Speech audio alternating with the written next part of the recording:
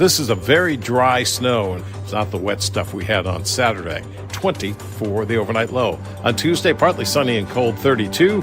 Wednesday, plenty of sun and 39. This is 97.1 FM Talk. Chief Meteorologist Dave Murray.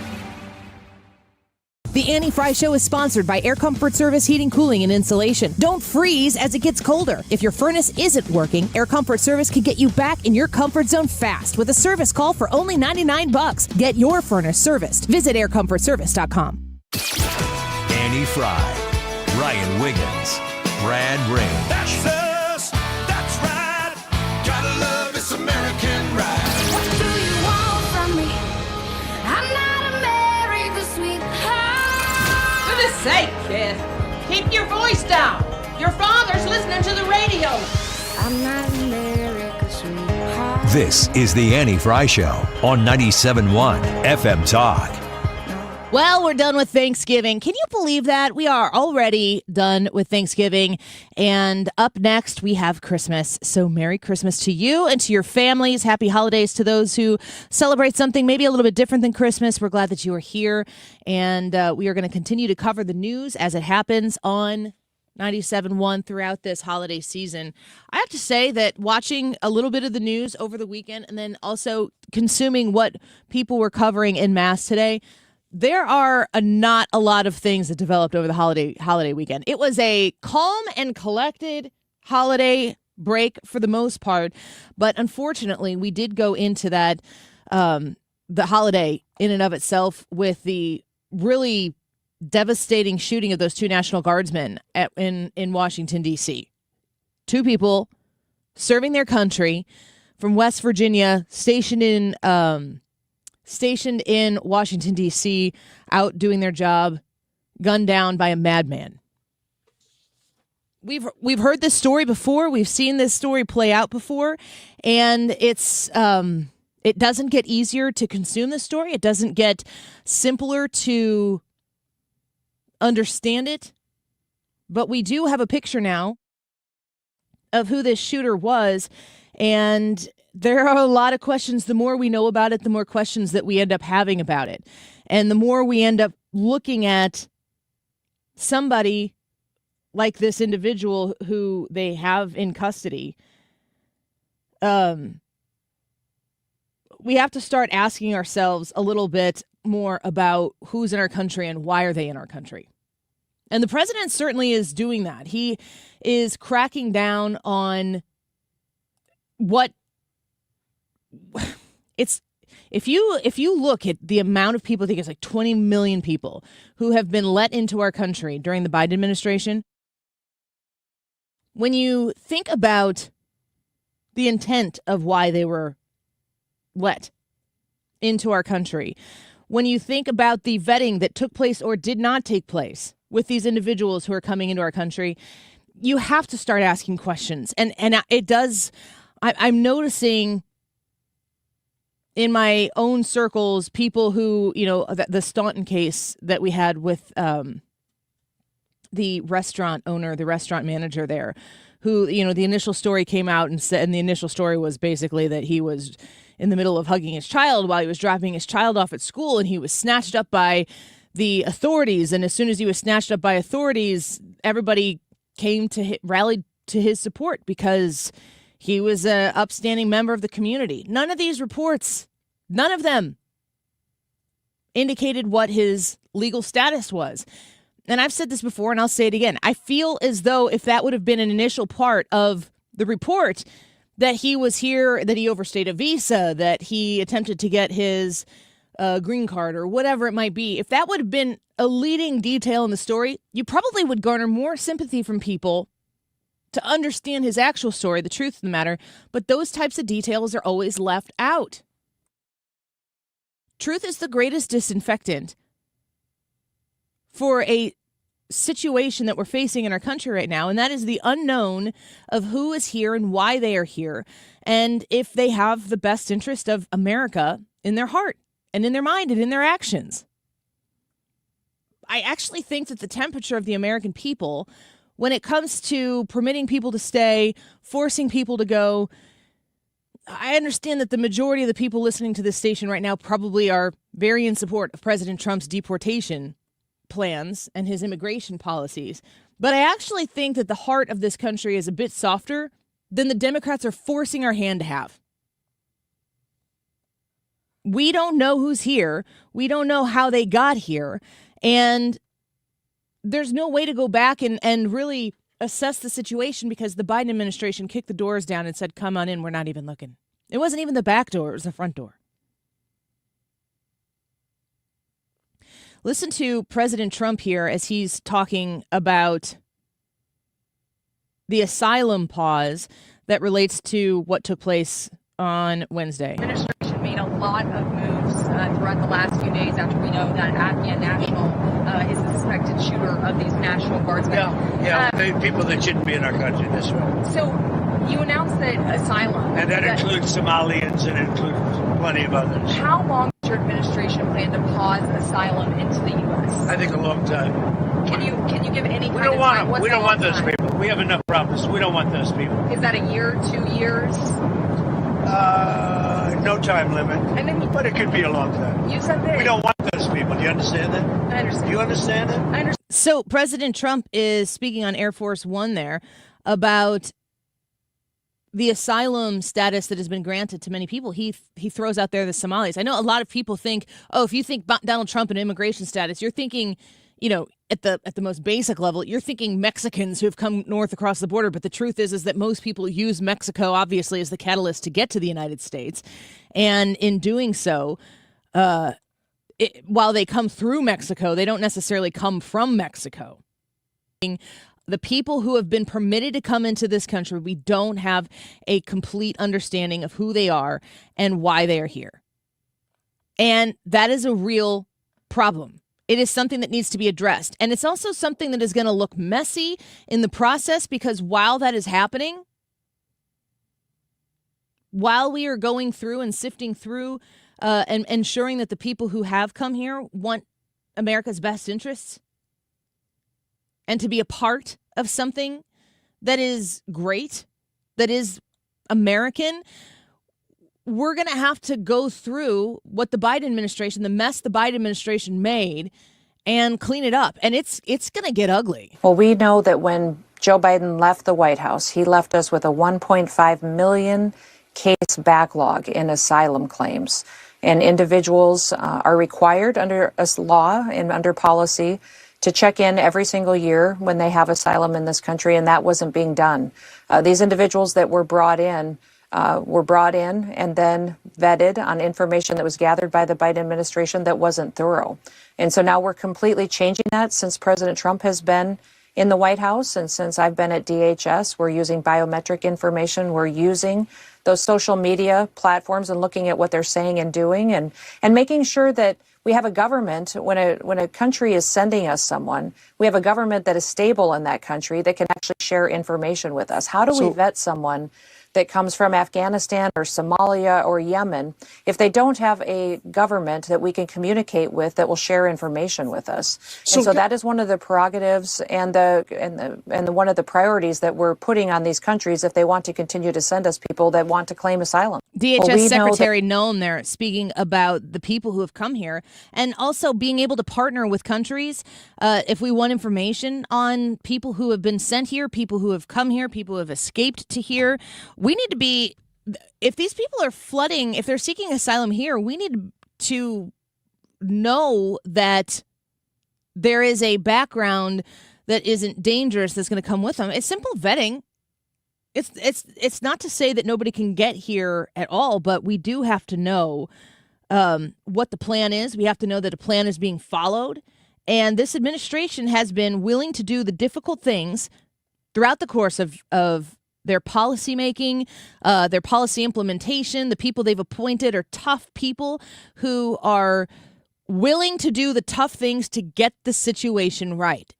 I always have to remind myself that there's so much, in order to stop, digging your hole deeper, you got to put the shovel down, that kind of a situation. We have to get the country right. We have to fix the problems that have been created here.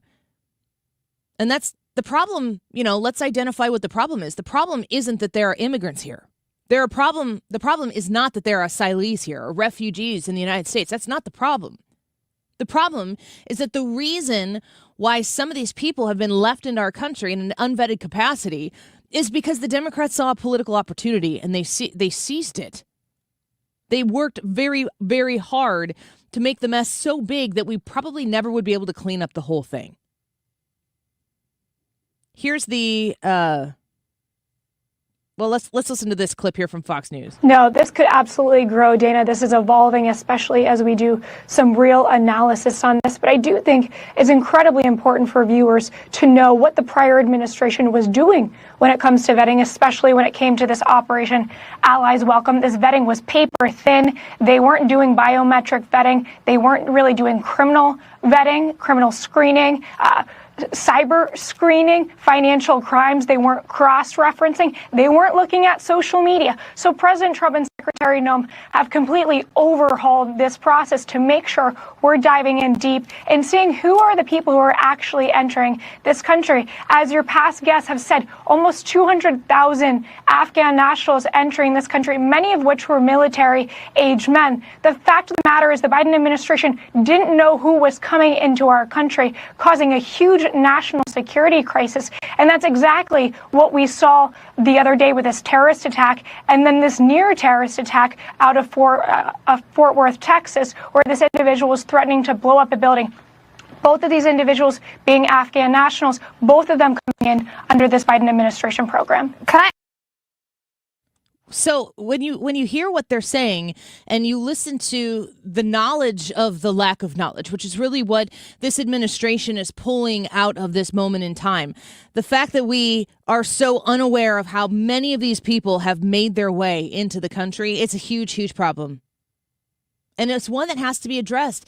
And it's not going to look comfortable. This isn't going to be a good thing because it hasn't been a good thing. The difference is that it was behind the curtain before. President Trump is pulling the curtain back now so that we can see how deep these problems are, how deeply rooted they are in our own communities.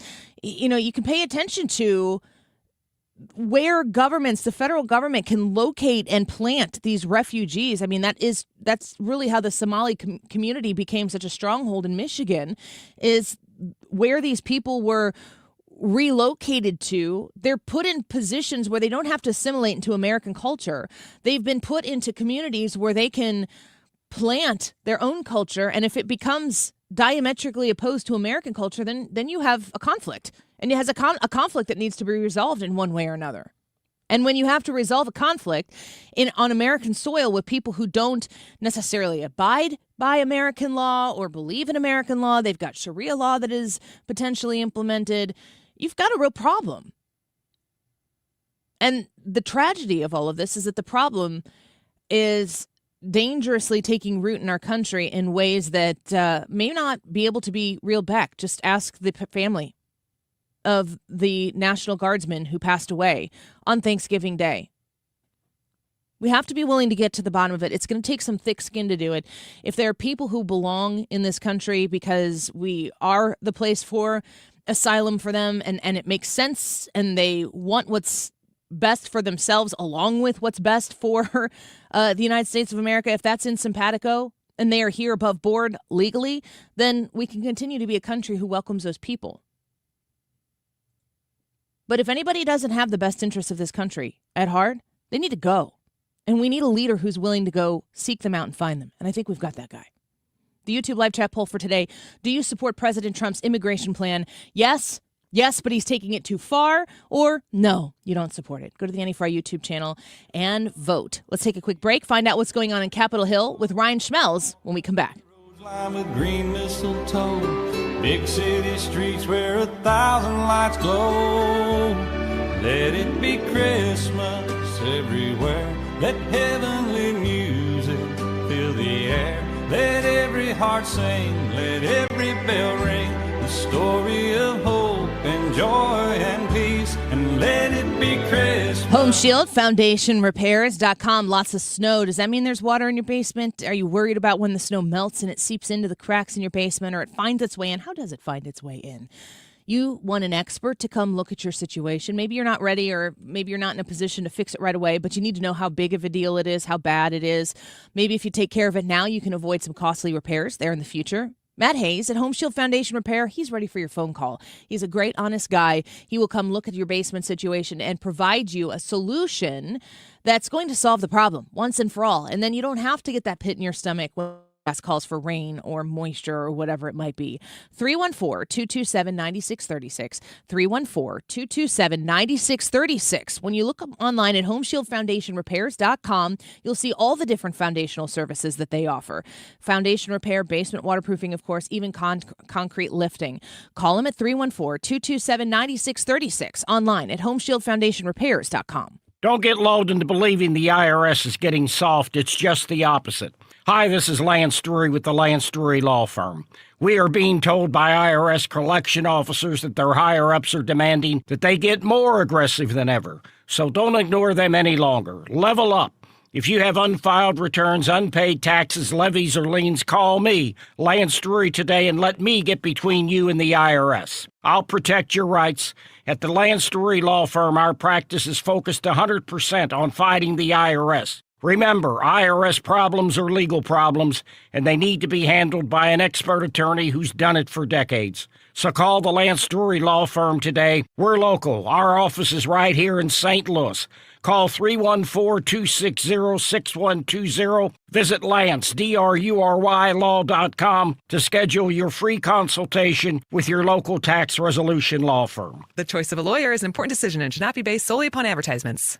If you suffer from burning, tingling, or numb feet, pay special attention as we discuss neuropathy with Dr. Patton, D.C. Doctor, what is neuropathy? Peripheral neuropathy is nerve damage to the feet and legs. What are the symptoms? The symptoms are numbness, burning, tingling, pain, and loss of balance. Is neuropathy treatable? It's absolutely treatable, and we have amazing results. If you have burning, tingling, numbness, coldness in your feet or hands, or balance issues, call us at Comprehensive Integrated Health today for a nerve damage screening. The screening will tell if you're at risk for serious complications and if you're a candidate for our cutting-edge treatment program. Don't wait until your symptoms are so severe nothing can be done. End-stage neuropathy leaves people confined to walkers, wheelchairs, and even amputations. The first 10 callers will receive a free nerve damage screening. Call 636-538-5188. That's 636-538-5188 for your free nerve damage screening. 636-538-5188.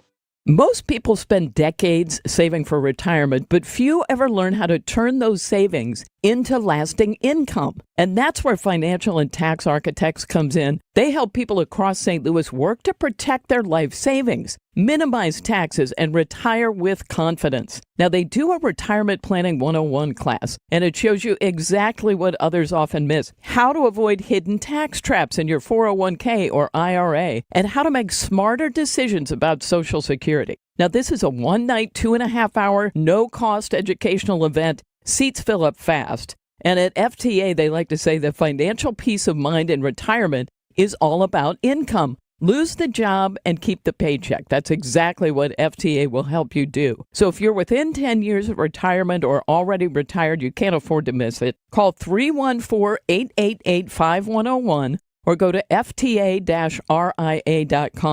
and reserve your seat now.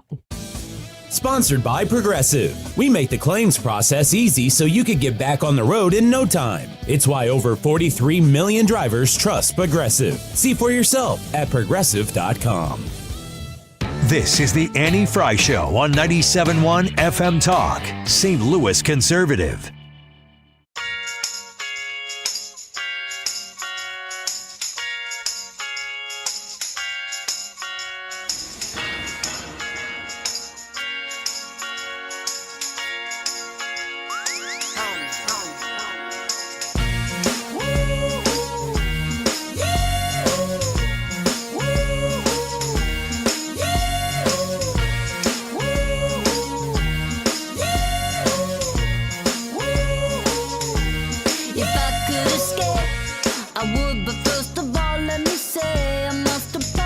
I've long thought that the Republicans had to make a choice. Do you try to fix a broken Obamacare, which is just, it was wrong? And look, when the Democrats had the House and the Senate and the presidency, they didn't fix it. They couldn't fix it because it was fundamentally flawed.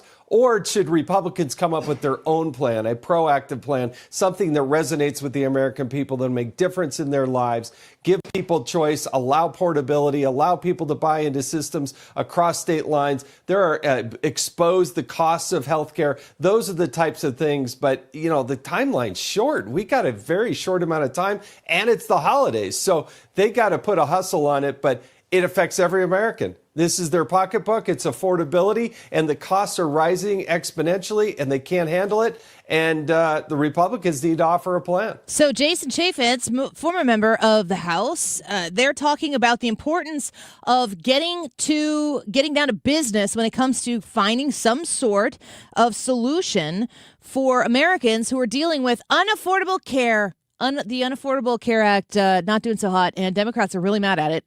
It's weird because it's their plan, of course, from Barack Obama, Obamacare originally. Let's talk to Ryan Schmelz, who's going to give us a little bit of an update on what's been on the docket there for members of Congress. Ryan, welcome back. Happy Thanksgiving.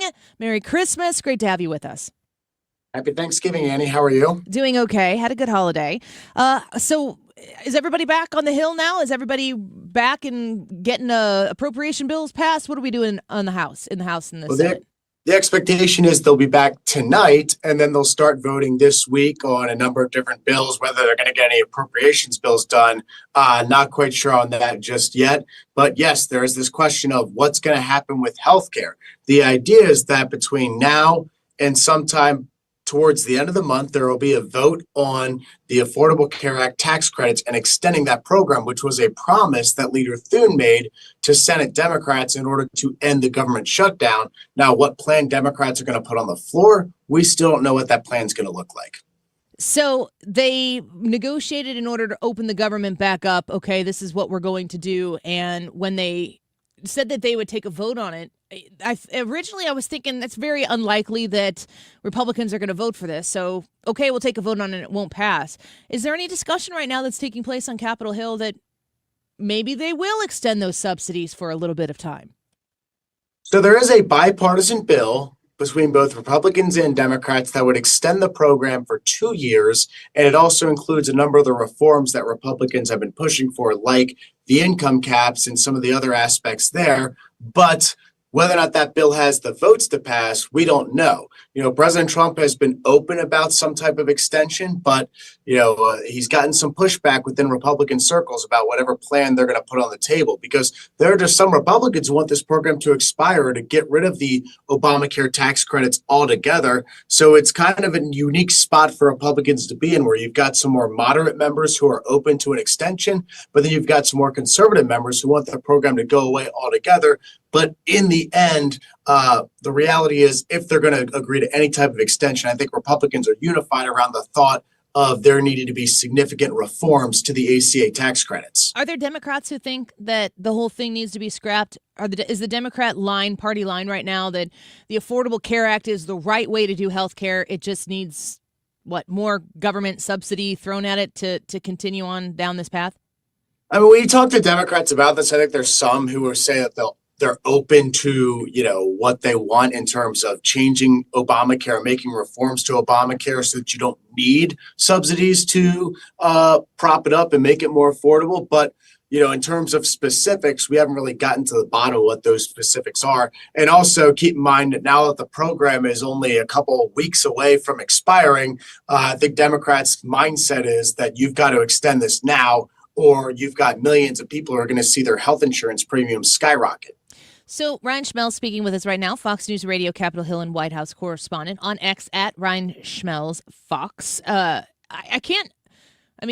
I guess, elections come fast, especially in the House. If you have to get elected every 2 years, you get a year to legislate and a year to campaign to try to do another year of legislating, I suppose. But it's not brand new information that healthcare in this country isn't really great. At least the way that the Affordable Care Act revamped things. Republicans have problems with it. Obviously, Democrats have problems with it, too. Has there been a push until the Democrats shut down the government? Has it been a main topic of conversation on Capitol Hill that we need a better health care insurance situation for American citizens? I think it's been talked about, but whether or not a full-on plan that would fix the problems has been proposed. I mean, nothing that's been seriously considered this Congress. You had the One Big Beautiful Bill Act where there were a number of different reforms to Medicaid, reforms to the SNAP program, especially the Medicaid program. You saw the work requirements get put in there, and some other reforms to the Medicaid program. But in terms of a hard line plan to either repeal or replace Obamacare or a massive healthcare overhaul, we haven't seen that proposed yet. And you remember, this is one of the reasons why Marjorie Taylor Greene's relationship with the Republicans in Congress started to sour, is because she was critical of House Republicans for not having a plan on health care. Now, Speaker Johnson said that the relevant committees that are in charge of that do have a plan, and that she can meet with them anytime to talk to them about what they're going to be proposing and what could be on the table. But in terms of a vote on something that would overhaul the system and make a full change to what we've been dealing with over the last decade or so, we haven't seen that just yet. Ryan, I'm glad you brought up Marjorie Taylor Greene. I don't think you and I have spoken since she made her announcement that just after the new year, she's going to be resigning her position there. I do think it's worthy of note that it's just a couple days after her pension is fully set in. I also saw some reports that said the pension is maybe, off the top of my head, like $8,000 a year or something like that. The amount of money that she'll be taking in a pension isn't some astronomical amount of money windfall that she's going to get. But I have to think that's incredibly detrimental to the Republican majority in the House of Representatives. Can you talk to us a little bit about when she resigns, what that's going to look like for the Republicans who are going to need every single vote to get the job done? Right. So as it stands right now, Republicans can lose about 2 votes on any given piece of legislation and be able to pass it if they have the rest of the party voting for it, and it's a party line vote. If Marjorie Taylor Greene resigns, that's going to make things a little bit more difficult. That's why you're seeing so much press attention on the Tennessee special election right now to replace Mark Green, who was the Homeland Security chairman. Because if Democrats were able to pull off an upset in that race, there's going to be a point next Congress where Republicans probably can't afford to lose a single vote on any legislation. So that creates a huge math problem for House Speaker Mike Johnson and President Trump. Now, if Republicans are able to hold on in that seat, and they're supposed to, consider the fact that President Trump won it by over 20 points, then they're going to be able to have some wiggle room after Marjorie Taylor Greene retires on January 5th until a special election can happen to fill her seat. Now, keep in mind, there's also 2 vacancies on the Democrat side to replace Sylvester Turner from Texas, who died while he was in office, and also to replace Mikey Sherrill, who left to become the governor of New Jersey. So Republicans need as many votes as they can right now. So if they were to lose the Tennessee special election, this in many ways could probably create a nightmare for Speaker Johnson and President Trump. So, Ryan, I heard you say at one point, if Marjorie Taylor Greene resigns, is there any question that she could maybe postpone that resignation, or is it pretty much a done deal? I think it is possible she could, but I haven't heard any indication that she's going to do that. It seems like she's pretty dead set on retiring on January 5th and leaving office. What is the substance behind her reason to step down? She was such a fighter. She was, there wasn't a fight she was willing to back down from. And she was obviously a huge advocate for Donald Trump. That relationship seems to have gone south. But was there a straw that broke the camel's back in the MTG situation to make her say, fine, I quit? What it seems like it was, based off of her statement, was the ending of her relationship with President Trump that started to unravel. And then President Trump was starting to talk about a primary opponent for Marjorie Taylor Greene. She was saying that if that was to happen, that it was going to create a very toxic primary that she didn't want to put her district through and didn't want to put her family through. So based off of that, that's what it seems like was the main reason for why she wanted to leave office. She also pointed to the fact that this was going to be an election year, and she feels like nothing really gets done in election years when it comes to Congress. Everyone kind of stays safe and kind of wants to worry about the election and not about legislating. And she just had a lot of issues with that. So if you go off of what she has said, those are the reasons she has given for why she's retiring. But yes, you can't ignore the fact that her relationship with President Trump went so south, and it went south so quickly. Yeah. And, we're speaking with Ryan Schmelz right now, who is the Fox News Radio Capitol Hill and White House correspondent. There's a lot of talk about Marjorie Taylor Greene, about Donald Trump. I don't hear a lot of talk about the constituents in Georgia's 14th congressional district. Are they going to be left without a representative vote? How does that handle? How quickly would that seat get filled? And would it likely be Republican, or like Tennessee, are people going to go, ooh, well, maybe we could steal one for the blue side? Well, I'm sure Democrats won't rule that option out, especially if the polling data comes back very strong for them. If Republicans pick a bad candidate and Democrats pick a good candidate, you never know when it's an off-year election cycle. But this is going to be a decision made by Brian Kemp, the governor of Georgia. He's got to issue a special election. And considering the fact that Brian Kemp is a Republican, you could probably expect him to get the ball rolling on this as quickly as possible. Now, keep in mind, they have to go by state laws. It's not just like Brian Kemp can snap his fingers and, in 2 weeks we have a special election. There are certain laws that they have to follow when it comes to special elections. But yes, to answer your question, for the time being, Marjorie Taylor Greene's district will not have representation, at least for maybe a couple months. Yeah. So complicated and frustrating for a lot of people who are trying to watch the president who was elected with a pretty strong mandate. I think a lot of people would argue, he certainly would, that getting the job done, the America First agenda accomplished, is going to be much more difficult now. Ryan, before we let you go, what are the other areas that people may not be, everyone's paying attention to the Marjorie Taylor Greene story and the salacious headlines that go with that. What else do people need to know about Capitol Hill, what's taking place right now as we move into the holiday season? Well, you got to remember the next funding deadline is going to be January 30th. Republicans and Democrats are trying to pass 12 individual spending bills to fund the government, which we call appropriations bills. They've got 3 of those done so far. So if we were to hit a government shutdown in January, you would not have to worry about SNAP benefits being impacted. You would not have to worry about the Department of Veterans Affairs being impacted. But other agencies like the military and all that still face the same threats that they did during the last government shutdown. But the more appropriations bills they get done, whether it be the defense bill or some of the other bills like that, Department of Transportation, you name it, the more they get done, the less of an impact the government shutdown is going to have on January 30th. All right. Well, Ryan Schmelz, you're always the man with the info, and we appreciate your time here on the Annie Fry Show. Thanks for being with us. Hey, thank you, Annie. Take care. Bye-bye. All right, let's take a quick break. The YouTube live chat poll for today. Do you support President Trump's immigration plan? Yes, but he's taking it too far, or no, we don't. Let's talk about it a little bit when we come back here on the Annie Fry Show. A snowy, holy smokes, it looks like a Hallmark movie outside, only this snow is real. You ever seen Hallmark movie snow? This is what it looks like. It's very beautiful if you're inside. If you're outside, get inside. That's my only weather advice. We'll be right back. Don't go away.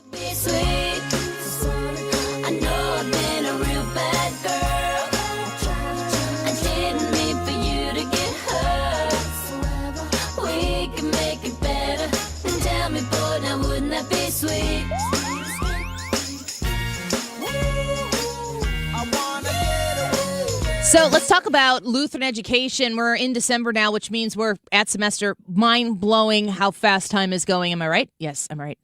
Are you thinking about a Lutheran education for your child? What about for your grandchild? What about for a child you've never met before and you're ready to make a donation so that a child who would love to have a Lutheran education can access one? Because when you go to lisastl.org, Lisa with an E, LESA, when you go to lisastl.org, you are going to find out how so many kids in the bi-state region, Missouri and Illinois alike, access Lutheran education. There are tons of scholarship opportunities. There's tons of financial assistance that is available. And if you go to lisastl.org, you can make a donation right now to make that possible for one of our local bi-state St. Louis kids.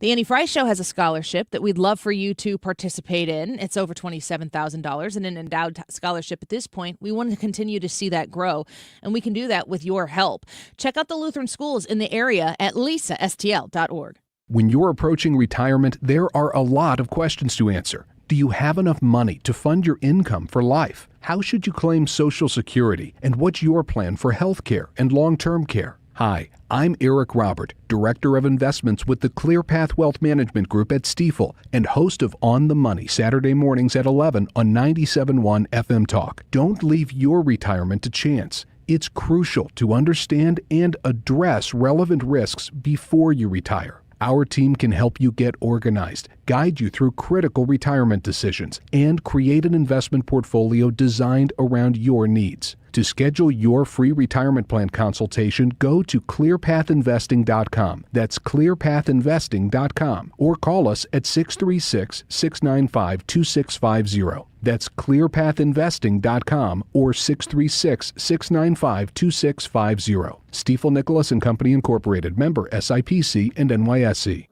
Today's YouTube live chat poll: do you support President Trump's immigration plan? We got 3 options for you. Yes, but he's taking it too far, or no. So we want to know what you think. Jump on Andy's YouTube page, vote in the poll, and leave us a comment telling us why you voted the way you voted. You can also text us at 314-241-9797 and leave us a text telling us why you voted the way you voted. The time is 12:38. This time check is sponsored by Jerry Kelly Heating, Air Conditioning, Electrical, and Plumbing. It's time for a $98 furnace tune-up. Freedom has a frequency. 97.1 FM Talk. 97.1 FM Talk. St. Louis Conservative.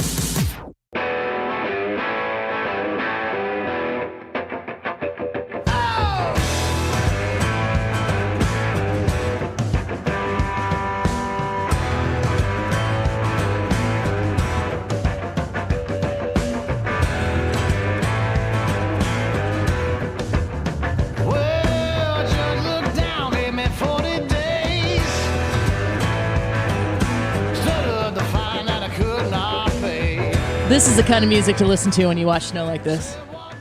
Is it now? Yeah, that's some hardcore snow out there. Chris Stapleton, specifically this song, it doesn't really matter what's going on. It works. It just works, okay? He's the best. He's the best. I love Chris Stapleton. Welcome back. It is a snowy Monday, and a snowy Monday after a long break, Thanksgiving break. It's kind of like, why am I here? Which is apparently what everybody else at work here said today, and they didn't come in. It's kind of like a holiday here, once again. Yeah, Ryan Wiggins, surprise, taking time off. Yeah. He couldn't make it through the snow. Is that what it was? I don't know.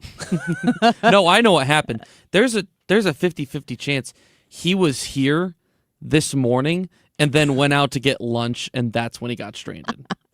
And it's downstairs at KFC. He's like, I don't know what to do, guys. The stuff's are scary. The YouTube live chat poll for today: do you support President Trump's immigration plan? Yes, but he's taking it too far. No. Do you have an opinion on this at all, Ethan? I know that you pay attention to some things. You're forced to consume bits and pieces of others based on how many hours you do. 6 hours of show every day, something like that. At 97.1 seems like 12. Yeah. Easy. It certainly does. Easy. It's mostly the second half. Okay. I'm sure that's what you tell him.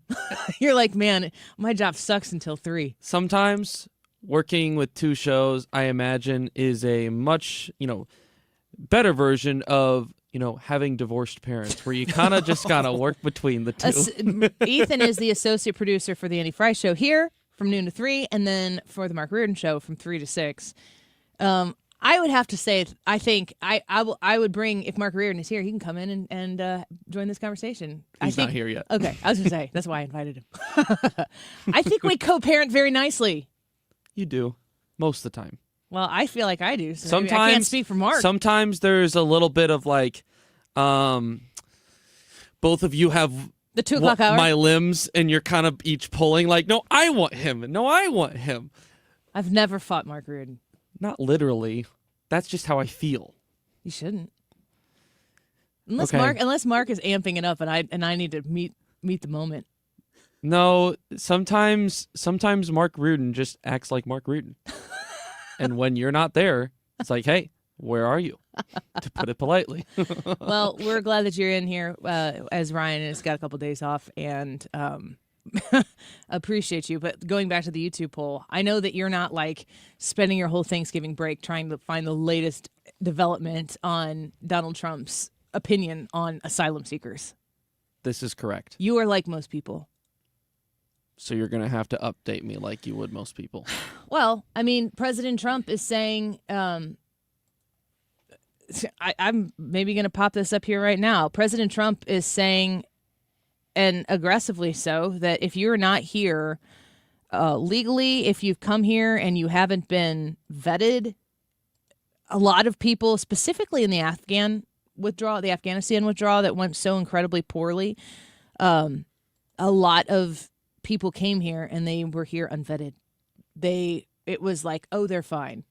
It's like a bouncer at the door who like knows people and is letting people in that are 3 degrees of separation from someone who they know who's good. Like, oh, they're good. Oh, they're with Joe Bob. They're all good. And it turns out maybe they're not. Here's the hard part about this is trying to figure out what exactly the line is. How realistic is it? I mean, we don't know truly how many illegal aliens are currently residing in the United States. Attached with that, though, it's a number that's greater than what President Trump is ever going to be able to deport. That is true. And I don't know how long it would take to be able to successfully deport all illegal immigrants. The problem, right, with that is that at some point, are you willing to accept that that is the case? And if so, where do you compromise? But if you compromise to a certain extent, you're saying, hey, it's okay to do this. And I understand why they wouldn't want to. That's why it feels like, to a certain extent, it's a catch-22 if you're the one that's the face of all of this. If you go back on your word and say, well, we're going to let some of you stay now. Yeah. Well, let's play Carolyn Levitt here from the White House. She's speaking live. This is just from a few moments ago. Host the presidents of the Republic of Rwanda and the Democratic Republic of Congo to sign the historic peace and economic agreement that he brokered. On Thursday night, the president and the first lady will celebrate one of America's greatest traditions, the lighting of the national Christmas tree on the ellipse. And on Friday, President Trump will attend the FIFA World Cup final draw at the Kennedy Center.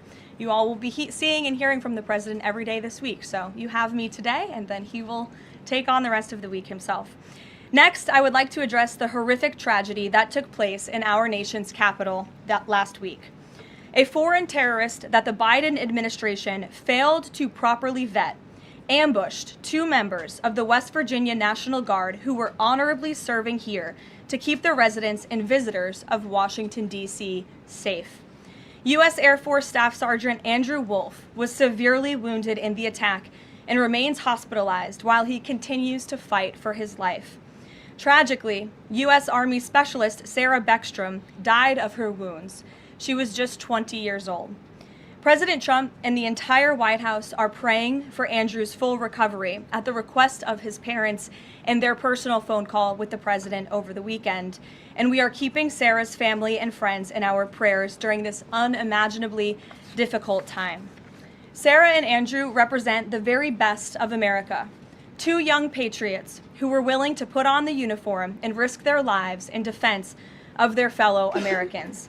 Both of them truly embody the profound words spoken by Jesus Christ in the gospel.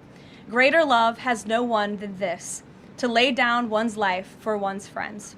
Sarah and Andrew are heroes, and we will never forget their sacrifice. That means ensuring the monster responsible for this atrocity is prosecuted to the fullest extent of the law and faces the most severe punishment possible. It also means reckoning with why this atrocity was allowed to happen in the first place, so that it may never occur again. Here are the facts. The terrorist who gunned down American soldiers blocks away from the White House in an ambush was an Afghan national who was flown into our country by Joe Biden's administration in September 2021 in the chaotic wake of their botched withdrawal from Afghanistan. One of the most embarrassing moments in the history of our great country. Joe Biden's historic failure in Afghanistan continues to haunt this country and our men and women in uniform. Not only did this surrender lead to a suicide bombing that killed 13 American heroes in Kabul, but now National Guard troops were shot on U.S. soil by the same kind of enemy. We continue to live with the deadly consequences of Joe Biden's horrific leadership. Nearly 100,000 Afghans were recklessly released into the United States with little to no vetting. There was no regard for the disorder and violence that this would unleash on American communities and American culture. Reportedly, thousands of these strangers and unknown individuals were flagged to the Biden administration for national security, public safety, and fraud concerns. But the terrifying truth is that the Afghanistan debacle is just a small part of Democrats' complete and total betrayal of the American people during the Biden years. The tragedy that we just witnessed the day before Thanksgiving is a reminder that untold thousands of terrorists, gang members, and criminals were invited into our country and remain here to this very day. The border is now secure, thanks to President Trump, but the threat in our interior remains real and urgent. These public safety threats are already inside our land, and President Trump was elected on a promise to find and remove them, and he has already taken significant steps and made significant progress towards fulfilling this promise. But there is more work to be done because President Trump believes that he has a sacred obligation to reverse the calamity of mass, unchecked migration into our country. As a result, the Trump administration is now actively re-examining all of the Afghans imported into the country by Joe Biden. Any individual who threatens our national security or our citizenry will be subject to removal. President Trump has already permanently paused migration of foreign nationals from third world countries that pose a very high risk to the United States. For too long, past American presidents supported self-destructive immigration policies that allowed foreigners who outright hate our country and have no interest in assimilating into our culture. They've allowed these individuals to flood peaceful American communities. This disastrous approach has drained our welfare program, driven up the cost of housing, suppressed wages, and jeopardized the safety of law-abiding American citizens. In fact, according to a new bombshell report from the New York Times, Somalian migrants in Minnesota have defrauded nearly $1 billion in taxpayer-funded benefits under Democrat Governor Walz's leadership. President Trump is putting an end to this dangerous America Last approach. His position is rooted in common sense. In the wake of last week's atrocity, it is more important than ever to finish carrying out the president's mass deportation operation. America cannot allow millions upon millions of unvetted illegal aliens to be rewarded with amnesty after they broke our nation's laws to come here. They must go back to their home countries. It is also essential to immediately address the massive fraud and corruption that has been going on for decades in other aspects of our immigration system, most notably when it comes to asylum claims. Millions of people who have come here under false pretenses are told blatant lies now enjoy temporary legal status. President Trump is ending this scam as well, and I would point out that the Democrats have tried to block this administration from doing so at every turn with lawsuit after lawsuit. So there you have Carolyn Levitt from the White House really laying out what we're asking you on the poll question today. Do you support President Trump's immigration plan? Yes, but he's taking it too far, or no. Closing the border, big deal. Finding and seeking out violent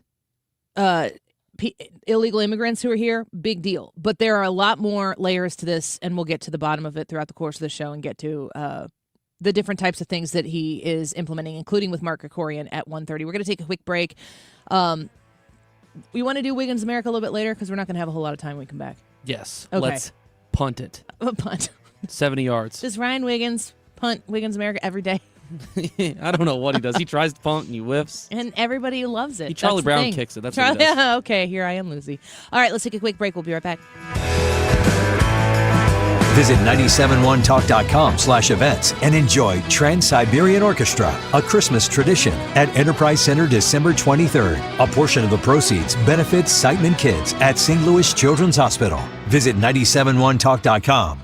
This is attorney Todd Nissenholtz of Kaufman Townsley. Injured at work? Not choosing the best lawyer will cost you. But here's the good news. Since you don't pay unless we win, you can afford the very best. Kaufman Townsley. Call 314-777-7777. Give something that means something. Roll up your sleeve at the Odyssey Blood Drive in partnership with the American Red Cross from December 16th through the 19th at multiple locations. Make an appointment in the Red Cross Blood Donor app or redcrossblood.org and enter sponsor code Odyssey for a drive near you. It's time for you to get to know my friends at Lit Cigar Lounge in Chesterfield, where luxury meets comfort. Mark Cox here. They have a great selection of rare bourbons, whiskeys, craft cocktails, anything you like to drink, cold beer, premium hand-rolled cigars from the finest makers in the world, even private lockers that are available if you choose to. Perfect for date nights or business meetings, and live music every Friday night. Family owned and operated. Check them out in Chesterfield at the District. It's litstl.com. Rooted in faith, grounded in family. This is the Annie Fry Show.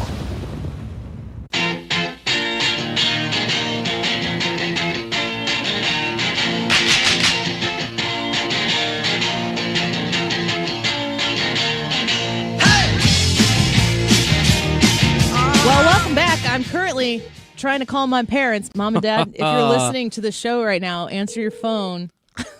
How about you give me the phone and you let me handle this? I can't have you host make the phone show. calls to get my kids from an early dismissal. Not with that attitude, you can't.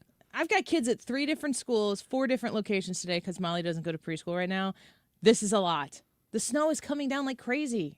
It is snowing pretty hard. Do you want an early dismissal from It's work? pretty picturesque. Honestly, I've been talking to some friends right now. The maps are telling my friends, I mean, these are 30, 45-minute drives normally, and they're hour 50, 2 hours, 2.5 hours because the roads are so bad. So I think that waiting it out is going to actually be the right play. Mom, I'm calling you. Charlie needs a ride home from school. She's going to answer. This is groundbreaking. I think this might be illegal to put her on the air without. I won't put her on the air if she answers the phone. It's all a skit. Here, what if I just do this? I'm on the radio. Can someone please go get Charlie? Can somebody please? I'm surprised you haven't asked me yet. It would take you too long to get there. This is a good point. If Ryan were here today, I might say I have to go collect my kids. It's like an Easter egg If hunt. Ryan was here, he would be up on If Ryan were the here, roof. that's true. Doing a report, a weather report the on Weather this. Center. Probably accusing Which we this visit- of being chemtrails. We visit the Weather Center like once a year, Yep. and it's usually the first. That was one of my favorite fantastical days of snow. the year last year. Let me call my We dad went real up quick. on the roof. Hey, Chuck. Ryan found a fur coat somewhere. I don't know No, where. I bought him for that. He didn't find that. Brad and I You gave that to him. Paid for that? Heck yeah, $40, but we split it It was worth And now it just sits in his office until he needs it once a year? for the Weather Center. Dad, That's answer brilliant. your phone. So Ryan goes up on the roof and with I believe with your curling iron, or that's a straightener? It's a straightener. I think before he's had a curling iron, it's been Last year, that's what he used. He used a microphone one time and he just stuck the cord in his pocket. It's really funny. I'll find Oh, the he video. definitely didn't use that last year. And he Oh, goes up on the gosh. roof and he tells you that it's snowing. And that's basically what the weather report Wasn't is. it like sideways sleeting too last year when we did that one? I don't. Well, maybe hope you so. know what? I think it was. Because I can remember it like ticking against the Yes, phone. I remember And that. he's like, it sucks. Oh, it was not good. It was pretty crappy weather. I'm Full looking at Life disclosure. 360 and my dad's phone is dead. No sugar, Sherlock. It's dead? Well, it says that it's That is red the battery. most, well, with all due respect to Mr. Fry. Wait, what's his last name? No, That's we're not not talking Fry. about his last name. Okay, fine. That's fine. With all due respect, Mr. Mr. Fry's Andy maiden name, yeah. With all due respect, that is the most old person thing ever. What? To be out It in- is 12:56. Charge your phone. Come on. Be better. Or just answer it. Just go get Charlie from school. Somebody text me. Well, here's the good thing. You're going to have about, 6 minutes here to go ahead and try and figure this out. I'm just going to run and go get Charlie. But on the real other quick. side, Steve Moore's going to be here. Yeah, Steve Moore is going to tell us about the economy. I'm going to ask Steve Moore if he'll go get Charlie if I can't get somebody for it in time. Go vote in the YouTube live chat poll. We'll do the Wiggins America in the 1 o'clock hour. Do you support President Trump's immigration plan? Yes, but he's taking it too far, or no? Let us know what you think.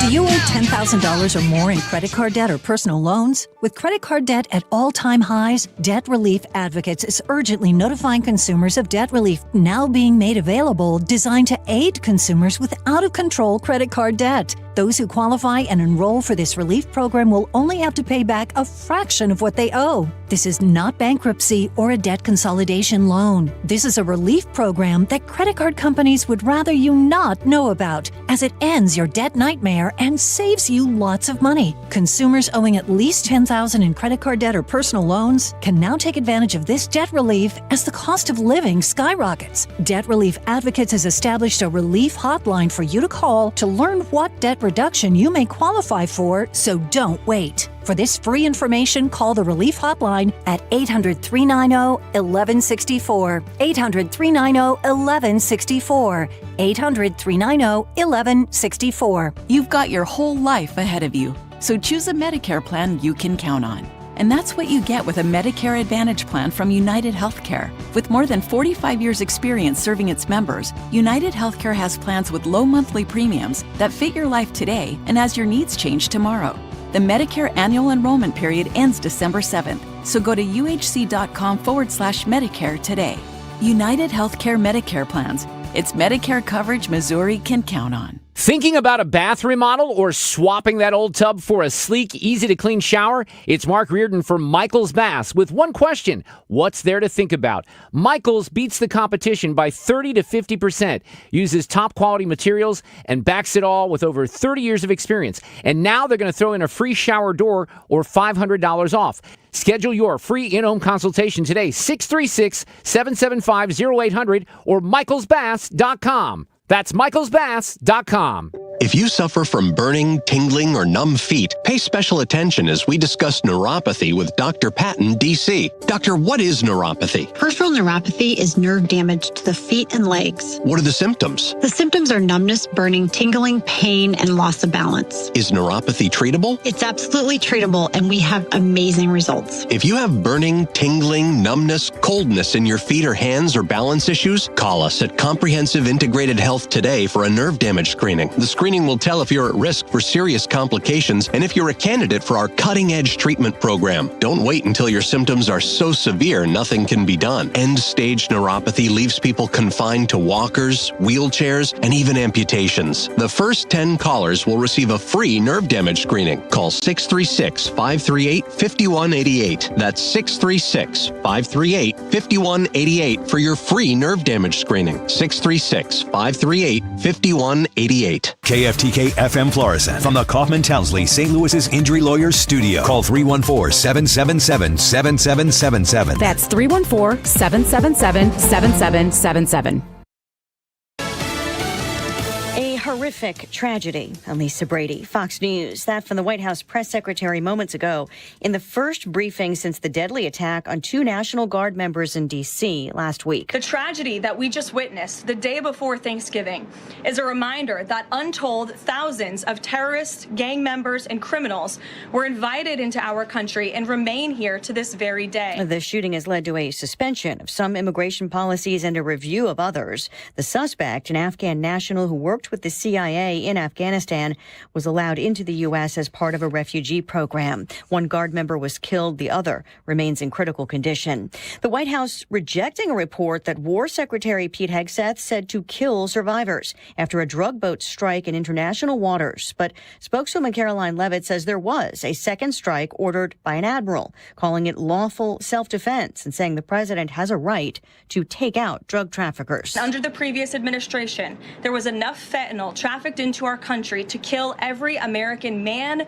woman, and child many times over. And so that's why you've seen a drastic difference in this administration's policy. Bipartisan leaders from a House panel are demanding a full accounting of that September boat strike. Leavitt also just reading a letter from the president's physician confirming that a recent MRI showed normal results for cardiovascular and abdominal imaging. The first and second ladies are part of a team at Joint Base Andrews assembling care packages for deployed service members while paying tribute to their loved ones. Your journey matters. Your voice matters. And your strength continue to inspire us all. First Lady Melania Trump commending the American Red Cross for helping generations of military families, including with today's event. America is listening to Fox News. So Pure Talk is offering unlimited talk, text, and data on a crazy fast 5G network for just $29.95 a month for life. Not your phone's life, your life. This top-tier plan is normally $65 a month, but if you switch today, you'll save over 50% every month for the rest of your life. You might say it's the deal of your lifetime. Just dial pound 250, say Mike Rowe. Offer expires 12/7. Some restrictions apply. Details at puretalk.com. As a mom, comforting my family is what I do best. Vicks Vapor Stick provides soothing, non-medicated Vicks vapors in an easy-to-apply stick, and it dries fast, so there's no mess. I use it to comfort myself and my family. Thanks, Mom. Vicks Vapo Stick, soothing comfort for the whole family. And try Vicks Vapo Shower Max for steamy Vicks vapors when you need more comfort for yourself. Use as directed. Air Comfort Service, heating, cooling, and insulation, weather. A light snow will be spreading across the area as we go through our Monday afternoon. 30 for the high. Tonight, snow ends around midnight. It's cold, 1, maybe up to 2 inches, but this is a very dry snow, and it's not the wet stuff we had on Saturday. 20 for the overnight low. On Tuesday, partly sunny and cold, 32. Wednesday, plenty of sun and 39. This is 97.1 FM Talk. Chief Meteorologist Dave Murray. The Annie Fry Show is sponsored by Air Comfort Service Heating, Cooling, and Insulation. Air Comfort Service is hiring licensed journeymen. Don't have a journeyman license? Air Comfort Service will help you get it. Get guaranteed hours year-round and more. Apply online at aircomfortservice.com. Annie Fry, Ryan Wiggins, Brad Rain. That's us. That's right. Gotta love this American ride. What do you want from me? I'm not America's sweetheart. For goodness sake, kid. Keep your voice down. Your father's listening to the radio. I'm not America's sweetheart. This is the Annie Fry Show on 97.1 FM Talk. The fact is that we just had the best Black Friday that we've ever seen. And it's not just because people are out there, taking debt on their credit cards. It's because incomes are way up under President Trump. They dropped about $3,000 a person, $6,000 a family under Joe Biden. And it's up $1,500 a person so far this year. And with all that extra money and with the government shut down over so people feel comfortable going back to stores, that we're seeing a really blowout, Thanksgiving and Christmas coming our way. I think all the retailers expect that both online and in-store sales are going to be the highest we've ever seen. And the point is that that's happening even though inflation is way, way down under President Trump. And it was 5-10% under Biden, and right now it's running at about 2.5%. And it's way lower than wage growth. Right? And so people's incomes are going up by way more than inflation. And that's why we're seeing these blowout sales. Kevin Hassett, National Economic Council Director, there reporting on Black Friday. Apparently it was a good Black Friday for retailers. And so you're asking yourself, I'm asking you right now, did you spend a lot of time shopping this weekend? Did you do the doorbuster thing, the Black Friday thing? It's probably about Wednesday. I get home from work and my 13-year-old daughter's like, let's do the Black Friday shopping thing. She wants the experience. She is, I call her in life Vice Mom because she's so, when you have 4 kids, especially like Molly is 4 and she's 13. So they've got a good distance of age in between them. It's so nice to be able to have helpers. And my 9-year-old, Evelyn, has always been a really good helper, too, with Molly, with the youngest, because they're 5 years apart. But when it comes to getting ready for holidays and stuff like that, my oldest daughter, she definitely wants to do the things. I would say my 15-year-old son, Charlie, who, by the way, will be 16 the day after Christmas. Aww. Yeah, I can't even take a full breath. 16. 16. You know what that means? I have an idea. Vroom, vroom. Breaking speed limits. No seatbelts. Stop it. Reckless driving. Ethan. Not if I don't let him drive. Getting tickets pulled over. You're ruining his freedom, Ethan. Car insurance through the roof. That part is for sure. I do think he'll be a good driver. He doesn't have that edge about him that I think will push the traffic limits. I think he has too many thoughts about what could go wrong. Well, that's a good thing. Yeah, mostly. But yeah, it's a big scary thing. What are we this is an important question. 16 years old. There's a lot of profiling. What are we looking at here for the car situation, Mom? Don't know yet. Don't know yet. You said it's the day after Christmas. Uh-huh. Cha-ching. Maybe Santa Cha-ching. Claus. Yeah, I hope Santa Claus has an answer. That's actually what I was banking on. So we'll all be surprised at the same time. So Jensen, she's like, she wants to do the Black Friday thing. Mhm. Wednesday, I come home from work. We went on a family vacation right before that. I get home and I'm like, ugh. Have a good time, by the way. I didn't see you on Wednesday. Yes, it was Okay, wonderful. Good. Wonderful time with the family. She's thinking about doing Black Friday. We're hosting. We had 12 people over, or 12 people total. Decent size. We could all fit around our table, but it's something you got to prepare for. Big table. Big table. Great table. I love my table. Kloss Furniture. Didn't get a deal for it. Cha-ching. Would love to work with Kloss Furniture. Cha-ching. I have a lot of furniture in my house from Kloss, but that's the story behind my dining room table. I think it was 3 Thanksgivings ago. We were hosting Thanksgiving, and our table would sit 6 people. Mhm. And I'm like, I want the table. I want the big table, expandable yeah. table that will fit a whole bunch of people. And we went and bought that table on Wednesday before Thanksgiving. This Wednesday. Like when you got 3 back. years ago. Oh, 3 years. Okay. But Got it was the day before Thanksgiving. We went and bought a table from Kloss, picked it up from the warehouse, put it together, and ate Thanksgiving on it within Now, 24 hours. is this a table that always has the expanded piece in? No, we take it out when take we it don't out have- and it's smaller. Yeah. Okay. Otherwise, it just collects that much more crap That's fair. throughout the course of the day. That's fair. So we're preparing for everything, and we love hosting. We love having the family over. When you get done with Thanksgiving dinner, and then it's like, and now let's get up at 2 a.m. and go shopping. That's like not the vibe. Heck no. I scoured the internet for the deal that was worth getting out of bed for. To go show up in person, to be a part of the mix of the scene. I couldn't find one. There was not a single deal that I could locate in the doorbuster situation where it was not something you could just buy. Forget your pajamas. You could be in your underwear. You could be in the bathtub on your phone scoring these doorbuster deals. But I thought there were a lot of good sales, but good sales now are probably like what the prices were in 2018 for these things. Now it's on sale for that. Everything is so gosh darn expensive. So listening to Kevin Hassett there, the clip that we played at the beginning, he's the National Economic Council director.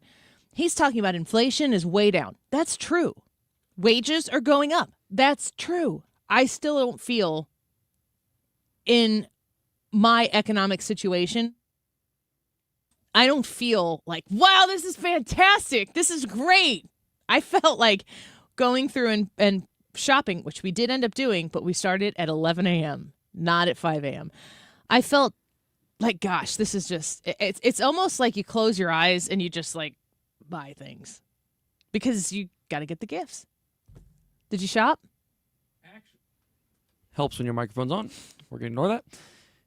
This was actually my first time Black Friday shopping. And, it was a very go big or go home situation. We did the Mall of America on Black Friday. Holy cow. Yeah. And it wasn't the get up at 5 a.m. I don't know if that's anywhere anymore. Did you guys do any of that? I was never a get up at 5 a.m. I mean, this but- year. Oh, no, we didn't. It was like what you were saying. You just peruse through your phones, like, what's on sale here? Is there anything I want? Is there anything I want to get as a gift? And then you just click and buy. Exactly. You want to hear about my Black Friday purchase? What'd you get? Why'd you stutter? So Purchase? we're walking along through the Mall of America, and there's all kinds of like 4 food courts or whatever, and you're like getting all these good smells. Like, man, I'd love some Auntie Anne's right now. Yeah. And do you get the original with the salt, or do you get the cinnamon sugar? Wait for it now. Okay, I'm sorry, I didn't mean to scoop the story. So That was I'm a like, side detail. there's got to be an Auntie Anne's here, right? My brother-in-law was like, yeah, there is. But you know what we walked past? A Wetzel's Pretzels. Had never even heard of that place. We have one in Edwardsville. And they were giving out samples of the cinnamon sugar glazed pretzels. Change your and I life? was like, yep, we're getting like 2 dozen of those right now. And they got pounded really quickly. That is all that I purchased. You purchased Wetzel's Pretzels. Like you said, there was nothing we went to Nike, we did all the, Lululemon, we did all the big spots. Nothing was on sale to the point where you're like, couldn't pass it up. I need to. I wasn't doing any legitimate Christmas shopping because all that's done online. That's where all the deals are now. So there was nothing really that I was like, ooh, we have to go get this. My wife got a couple of small things, and the main reason that I went was because I knew that the Minnesota Vikings play-by-play broadcast was going to be there, and I wanted to network with him because they did a show from one of the stores there. So I got to talk to him for a little while. That was cool. Did you get a job? I already have a job. That is such a good answer. But also, did you get a job? No job. Are you going to pass up a shot with the Minnesota Vikings broadcast team? I'm sorry, I can't. I'm the associate producer for the Andy Fry Show. No can do, PA. Appreciate Who's it, though. But, so that was my Black Friday shopping. I did actually make a purchase on Wednesday, the beanie that I'm wearing right now. Added a new beanie. This is a Ryder Cup beanie, and it was on sale for $10, normally $40. Looks good on you, though. We paid $55 normally for 5 pieces of clothing or hats. That would have been $250. It's because they lost in the Ryder Cup. But who cares? It's pretty sick gear. So. The U.S. Sun, there are other places that are reporting on this. The Mac Daddy Walmart shoppers devastated. The what? Devastated after waiting hours for 65-inch mac and cheese Black Friday deal that sold out in seconds. Do you know this? No. But I'm heartbroken for them. The so-called, I'm not, they got what they deserved. They stood in line for cheap mac and cheese. The so-called Mac Friday box was launched by Kraft to look like a 65-inch flat screen. The huge pasta product was on sale at Walmart for just $19.37, working out at just 30 cents per box of mac and cheese and saving customers a whopping $40. The size of a TV? 65-inch television. It's a really big TV. The Mac Friday box was available from midnight on November 27th, but noodle fans were left crushed as the deal sold out in seconds. Shocked macaroni lovers took to Instagram to complain. So what I'm hearing... We're getting what we deserve here. One shopper said, quote, "This type of promotion rollout just seems to make users more upset. Up way past my bedtime and nothing to show for it." Another commented, quote, "I'm so sad. Stayed up for this, and I literally have to work tomorrow." Oh, that's real depressing. An angry fan said that they had, quote, waited hours for this. They would have saved $40 on mac and cheese. The enormous product claimed to contain 4K noodles and was styled to look like an actual television box. Packaging boasted over 4,000 perfectly calibrated noodles, tuned for maximum cheesiness. So 2 things, Annie. Mm-hmm. One, we now know that there is a group of people out there that are Kraft noodle connoisseurs. Yeah. I refused to believe it before. They're proof 8 that there years is. old. Go on. And second, this is, we were all looking for, does that happen anymore? Do people get there early? I heard that Target, there was somebody who had camped out at Target. I think Target opened at 6 a.m.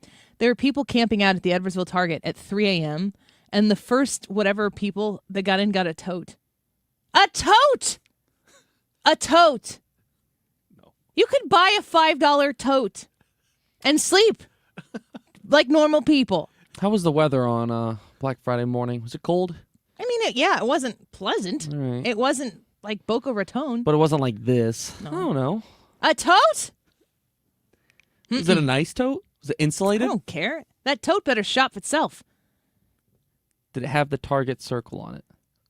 It used to be... I'm really stretching here. Yeah, I know. Don't pull a muscle. The goal used to be to save on like a television. Mm-hmm. Yes. But televisions they're cheaper now than the Black Friday prices were 10 years ago. The best part about Black Friday used to be not the actual going out and getting the deals.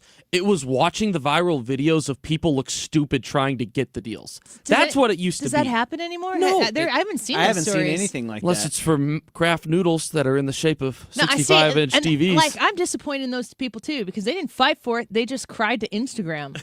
You better put up your dukes and fight for that mac and cheese. This is where America's gone wrong. That's exactly it. This is a result of communism. Fight for your capitalism.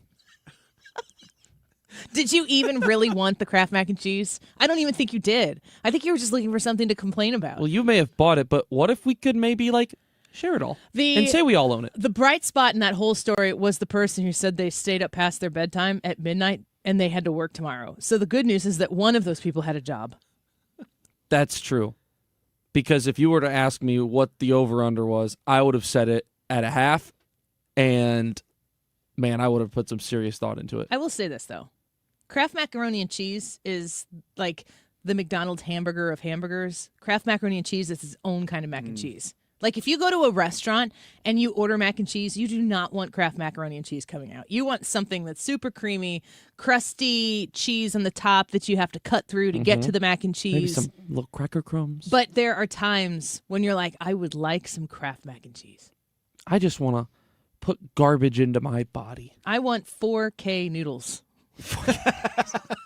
that are calibrated for perfect cheesiness. And apparently like 2 people at Walmart ended up actually getting that. My goodness. All right, let's take a quick break. Mark Krikorian is going to be with us in about 12 minutes from right now. We're going to talk to the executive director of Center for Immigration Studies about our YouTube poll right now. Do you support President Trump's immigration plan? We've seen him go after the violent offenders of people here who are here illegally. He's now saying we need to vet everybody who's here on asylum, looking at all illegal immigrants. He's saying if you're here illegally, you've got to go. That's a much further step than if you've been here and you've been violent, we're coming to find you and getting rid of you. He's taking it all the way. I don't think that that's different than what he campaigned on. Let us know what you think. What, do you support it? You think you support it, but he's starting to take it too far? Or no, you don't support this at all? We'll talk to Mark Krikorian in a bit. More discussion here on the Annie Fry Show next. Don't go away. We're on top of the world. We're on top of the world now, darling, so don't let go. I got something to say. You're perfect in every way. I'm gonna shout it out. I wanna tell you now, 'cause I know somehow it's right. AirComfortService.com. How's your furnace treating you these days? You warm? You cozy? If you look outside, it is not warm and cozy outside. But if you have your comfort zone in your house, or if you're like us, sitting in your office right now, at work, and you're thinking, gosh, why is the furnace not furnacing? You need Air Comfort Service to give it a look. They do commercial repairs. They're top-notch at commercial repairs. 314-513-0091. That's the number to call and discuss with them what you're dealing with. They do emergency calls, so if you need them and you need them right now, get that number. Jot it down at your desk on a Post-it. Stick it in your phone, 314-513-0091. Air Comfort Service, heating, cooling, and insulation will give you that free second opinion on a heat exchanger, compressor repairs. They have provided residential and commercial heating and cooling services for over 55 years, and they're the very best. They stand by their word. They're great at what they do. They help their community, and they're very, very, very good at making sure that your furnace is going to get back into good working order. 314-513-0091, aircomfortservice.com. 250 years ago, a promise was made to connect families and friends near and far. And during the holidays, that promise is more important than ever. That's why USPS is building a better network to meet your needs, with timely deliveries, easy and affordable ways to ship, and everything you need to make your season full of holiday cheer. Our purpose is delivering your peace of mind, knowing your love will arrive, bringing joy to all. The United States Postal Service. Learn more at USPS.com/holidays. This is Kyle Bush with Crinch Financial Group. For over 6 decades, we've helped St. Louis families and businesses plan with purpose and live with confidence. Life changes, divorce, loss of a loved one, or an inheritance. It can be overwhelming. We provide the resources, long-standing support, and thoughtful guidance you need to plan ahead. With our help and experience, you don't have to navigate these transitions alone. You can move forward with greater clarity and confidence. Your goals, our mission. Start today at kfgadvisors.com. Securities offered through Raymond James Financial Servicing. Member FINRA/SIPC. Prince Financial Group is not a broker-dealer. Sponsored by Progressive. We make the claims process easy so you can get back on the road in no time. It's why over 43 million drivers trust Progressive. See for yourself at Progressive.com. You're listening to The Annie Fry Show on 97.1 FM Talk, St. Louis Conservative.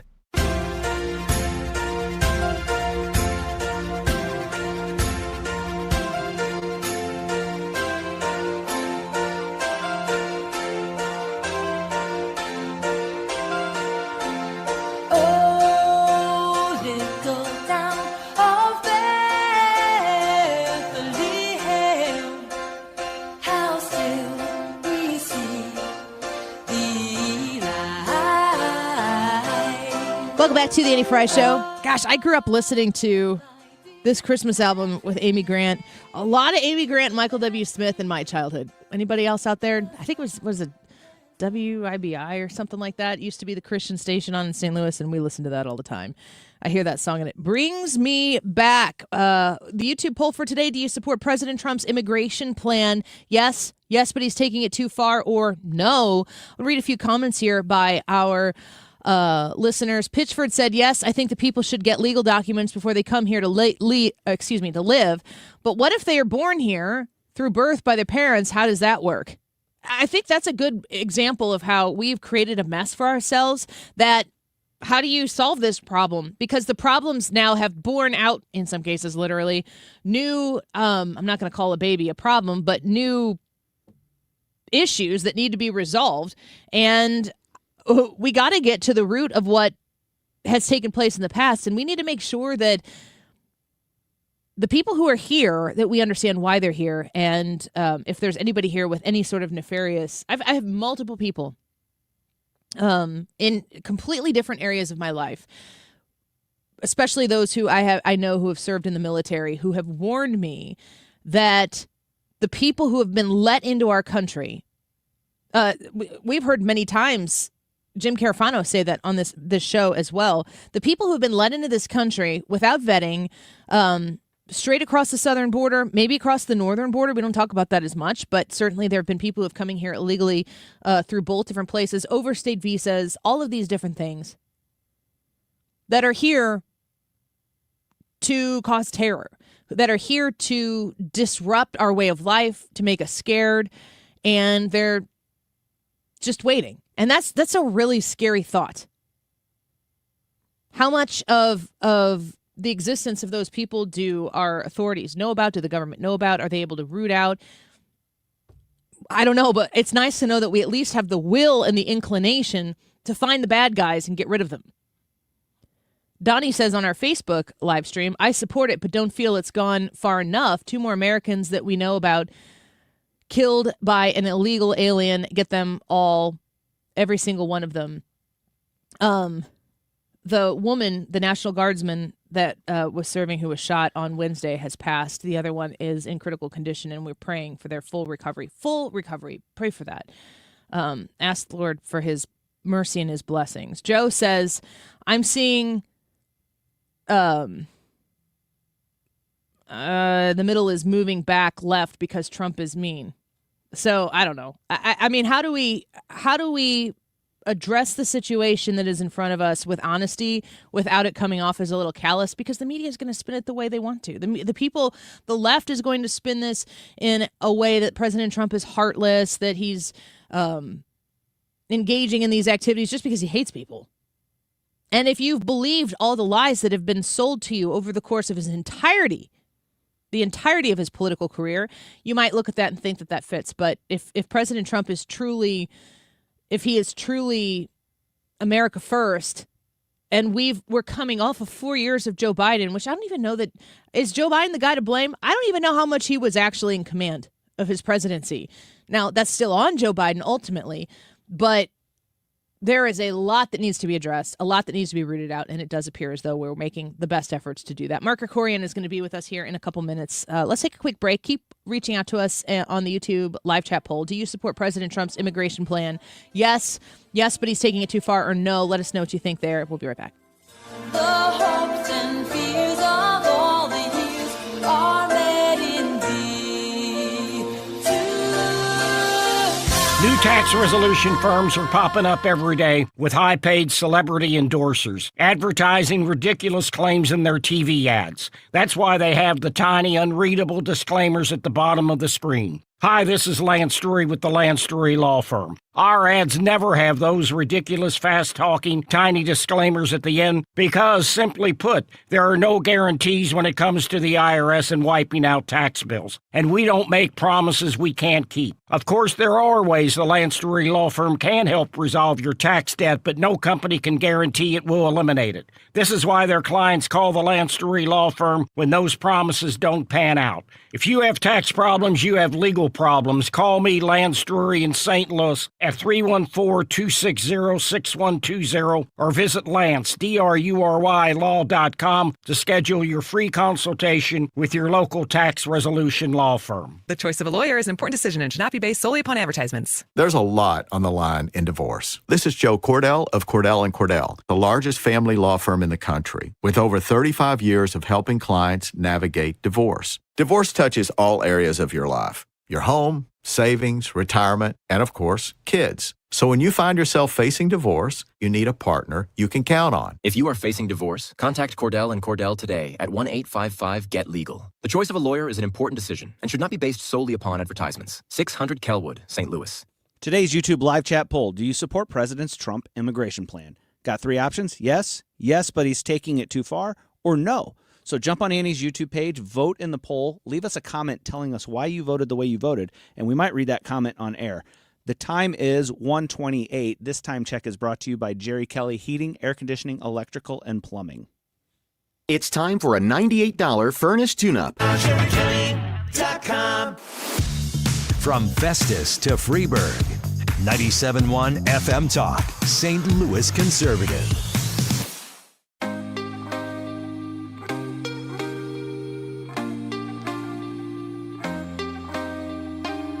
Can't be sleeping, keep on waking without the woman next to me. Guilt is burning, inside I'm hurting. This ain't a feeling I can keep. So blame it on the night. Don't blame it on me. Don't blame it on me. Blame it on the night. What do you mean by reverse migration? It means get people out that are in our country, get them out of here. I want to get them out. We got a lot of people in our country that shouldn't be here, and they came in through Biden, and he was the worst president in the history of our country. But the single biggest thing he did was allow millions of people into our country that shouldn't be here. Drug dealers, prisons were opened up and allowed to come into our country. You take a look at the people that were allowed to come into our country. We're paying a big price for it, and we will for years to come, including the recent killer of two wonderful National Guards people. And I'll tell you what, that animal should not have been allowed to come into our country. President Trump from Air Force One speaking about the National Guardsman, the woman who was killed and the other one who was shot and is still fighting for his life, saying that person should not have been in our country. You know, we're asking you on the Annie Fry YouTube live chat poll, do you support President Trump's immigration plan? Yes. Yes, but he's taking it too far, or no. Here in the last couple of weeks, specifically with the shooting the day before Thanksgiving, we're hearing a ramped up version of what I believe the president has maybe always had in mind, but the catalyst of having this conversation right now due to the outrageous events in Washington, D.C. the day before Thanksgiving, we're hearing more and we're hearing a more, I feel like, aggressive tone to President Trump's intention to remove illegal immigrants from our country. I want to speak with our expert friend, Mark Krikorian, who is back with us, the executive director of Center for Immigration Studies. Mark, welcome back to the show. It's good to have you here. Glad to be here. Thank you. You know, I want to ask, before we start talking about where the president is going with solutions to our problems, I would love for you to give us like the 100 level class understanding of the problem that exists in our country right now with immigration, the lack of vetting, the whole 9 yards. What kind of problem are we facing in this country due to lack of policing of immigration? The vetting problem, which is what, has been in the news, and that's, related to this Afghan killer and a lot of other things. That is, there's three parts to that, not to give you the whole speech on it. First is, a lot of countries where immigrants come from have no records. They're backward countries. What does vetting mean in a place where people don't even know what their birthday is? So, what are you vetting? You're checking to see if they're in an American criminal database, for instance. Well, so what? Of course they're not. The second problem is that there are a lot of other countries immigrants are coming from where they may be more functional countries. The government has records and stuff, but there are enemies. Iran isn't going to be cooperating with us, or Cuba or Venezuela. I mean, it's nuts. They use migration as a weapon. They're not going to help us. And then the third problem is, what are we vetting for? We're vetting for making sure people aren't criminals and terrorists. Well, that's good. That's a pretty low bar. We're not vetting people for their compatibility with modern American society. We're not asking people, do you think it's okay to throw gays off a roof, or, kill Jews, or kill people who leave their religion, or rape little boys? That's a common thing in Afghanistan. So that kind of cultural vetting, we're not doing at all. And I think that is that's kind of what the president was getting at when he was talking about, stopping all immigration from the third world. I don't think it's going to work out quite that way, but that's the kind of problem we face. How do we make sure the immigrants we're taking in, even if none of them is a criminal and they all can pay, support themselves, how do we know that they're not importing a kind of a worldview that's anti-American and anti-modern? So it's a big problem. And, I think prudence suggests we need to shrink the problem. You're looking for a needle in a haystack. The first thing you want to do is have a smaller haystack. We need to reduce immigration across the board so we can actually at least try to do a halfway competent job at the different kinds of vetting we're trying to do. You're listening to Mark Krikorian, the executive director for the Center for Immigration Studies. The president has had a pretty hard-nosed tone on this since last Wednesday's shooting. I understand why. It's pretty shocking to understand. I said, even as we were covering this live, because the shooting unfolded during my show, which is noon to 3 Central. We carried some of the coverage live, and I said, I want to hold on to this because I want to find out if this is just a whack job who happened to, misunderstand a situation and shot some people, or if this is somebody who's on the streets of Washington, D.C. saying Allahu Akbar, and then we have a terrorist attack on our hands. So from a news standpoint, I'm waiting to see what this is. We find out that the ties that this Afghan asylee has here in the United States, it raises a lot of questions, a lot of interesting connections to, why this person might have had the motivation to do what he did. And then the question, of course, is how many other people are here in this country who were given the same pathway into the United States as he has been given? How many people are here who don't want to see American greatness continue? How does the administration seek out the needle in the haystack? Do they even know where the haystacks are to start searching? It's a good question. This guy, the killer from last week, was supposedly worked for the CIA. He was like part of kind of what you could maybe uncharitably describe as a death squad that, went out and killed Taliban, which is, fine. I mean, that's great. But what did they vet him for? They vetted him for making sure he would kill them and not kill us. But they didn't vet him for his suitability to live in the United States. And I just, that is a very difficult nut to crack. But there are some things you can do. First of all, in countries where this is a problem, Afghanistan, Somalia, Yemen, Sudan, there's a lot of places, mainly in the Islamic world, but not only. You need to do, like I had said before, cultural vetting. So you need to ask people questions and maybe spring it on them in interviews so they can't be coached. Do you think it's okay to rape little boys? That's a tradition in your country. Is that one that you approve of? And kind of shoot random questions at them and try to see whether what kind of worldview do they have? These countries, some of these countries are centuries, if not millennia, behind the developed world. This isn't Korea or Japan that, have caught up to the first world. These are places that are living in, kind of prehistoric conditions. And I mean, I don't mean just economically, I mean, kind of their worldviews. And, we don't want that here. We need to do everything we can to keep that out. And it's not just keeping the terrorists out, but it's keeping the people who have the kind of cultural views that allow that kind of bad behavior to happen. So that, name the place, Afghanistan, most people aren't killing gays or what have you, killing apostates, but they're okay with it because they think that's a legitimate thing as long as somebody else does it. That's what we need to keep out. It's hard to do, and the first answer has to be shrink the problem. Just let in fewer people because we're going to make mistakes. It's always going to happen.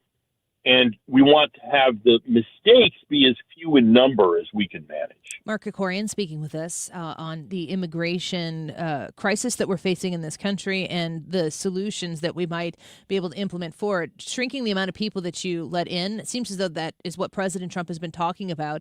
What is your reaction to his comments, his words on asylees? And, he has said that if you're here illegally, you need to go.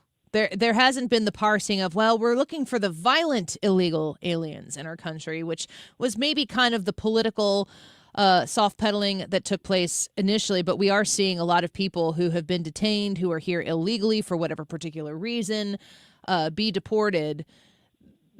A lot of the deportations, the ICE activity that we've seen leading up to this moment, it's a whole separate issue than refugees that have come here like you're talking about, who have not the ability to assimilate into our culture.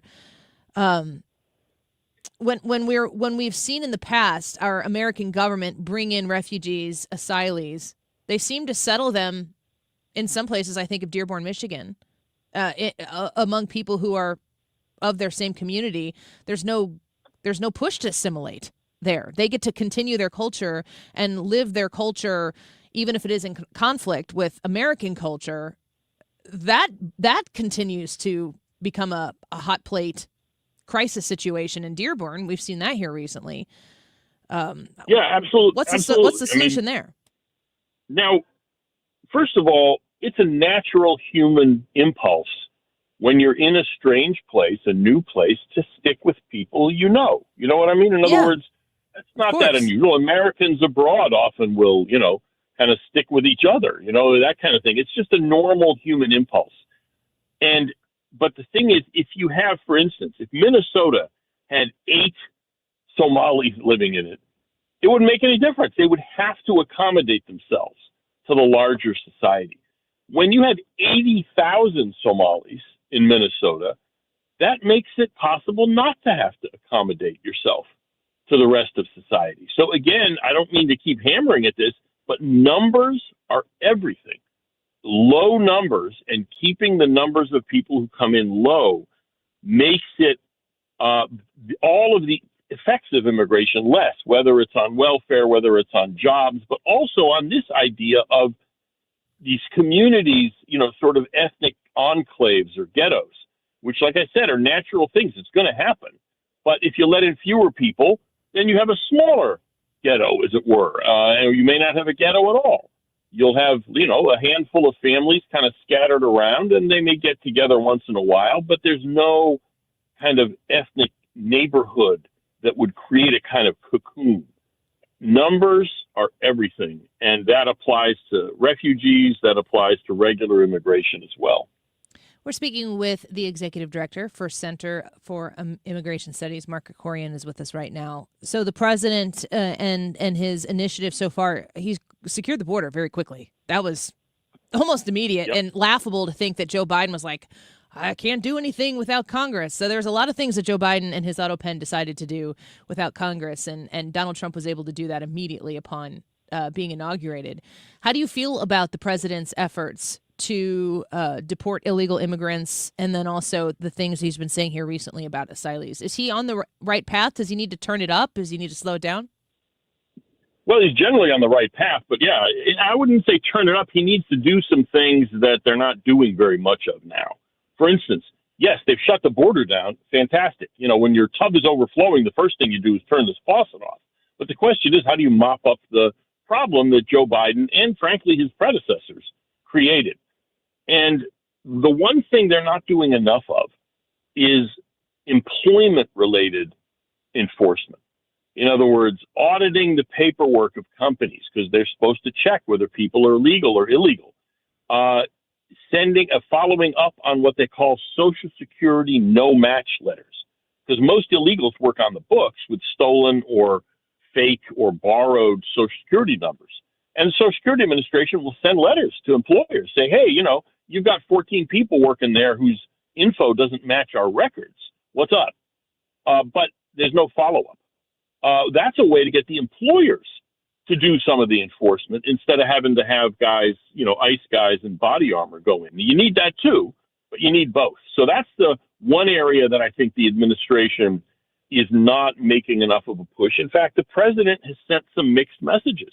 If you remember several months ago, he was saying, well, the farmers and the hotel people, they need their workers, so I'm going to tell ICE to go easy on them. Well, what the heck kind of message does that send? Basically, the administration seems to have been saying, if you're a rapist or a murderer, we're really coming for you. But if you're just an ordinary working stiff, you're an illegal alien, maybe you're committing some ID fraud, tax fraud, you're committing all kinds of crimes, but you're not violent, you're not selling drugs, you're probably off the hook. That's kind of what the president's telling them. That is not the way to get illegal aliens to pack up and deport themselves. You need to turn off as much as you can the magnet of jobs. And that's the one place that I think the administration has fallen short. Everything else, they're doing fantastic on. Mark, when I hear a lot of people on the left specifically say, the immigrants will do jobs that Americans won't. Do you believe that? No, it's complete baloney. We've actually looked at the Census Bureau data on this, and there's only a handful of small occupations where immigrants of any kind, legal or illegal together, make up, half of the workforce. All the jobs that most people think of as immigrant jobs are mostly done by the native born, but maybe not in your neighborhood, for instance, or your metro area. But the fact is they get done. There's one of my analysts who's retired now. He used to drive from Washington out to State College, Pennsylvania, where Penn State is, routinely all the time because his wife worked there.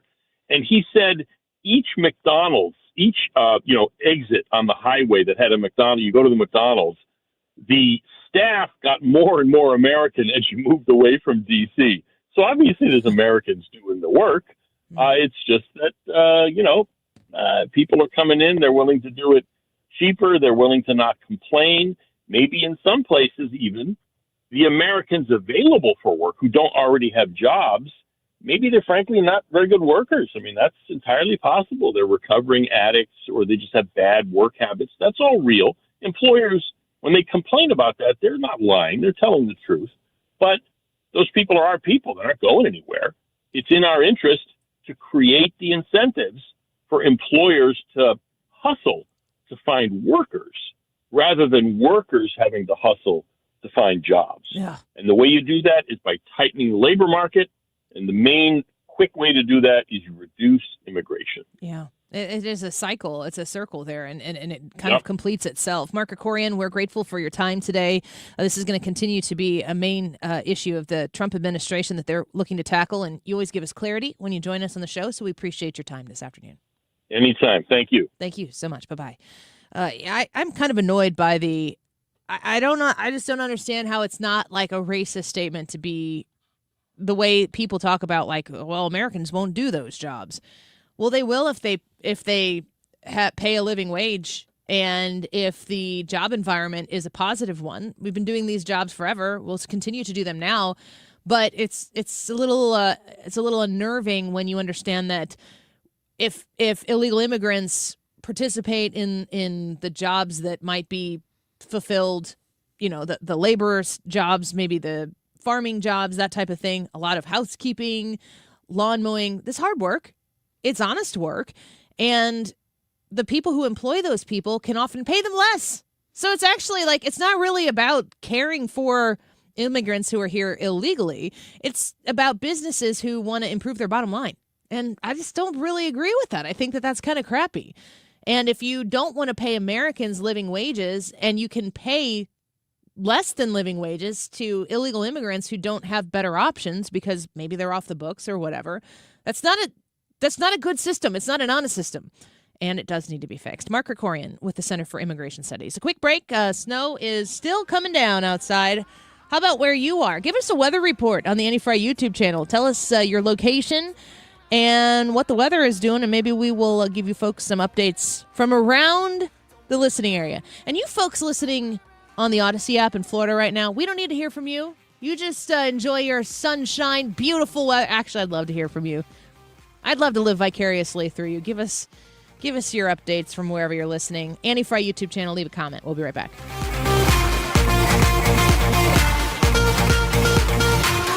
Can't see it. Stewart's American Mortgage. If you want to reach out to Stewie, call 314-324-4440. That's 314-324-4440. That bagel loan is a phone call away, a text message away even, if you want to reach out to him and text him, say, Andy told me to ask you about a bagel loan, 314-324-4440, and I will tell you you're going to be in the very best of hands.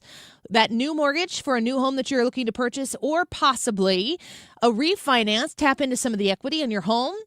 Maybe make some improvements. I'm looking to do that shortly on my house as I get it ready for a sale in 2026. And you want to get the best deal possible. Well, it starts with that conversation with Stewie at Stewart's American Mortgage. A bagel loan is a new mortgage or a mortgage refinance that comes with $0 in closing costs.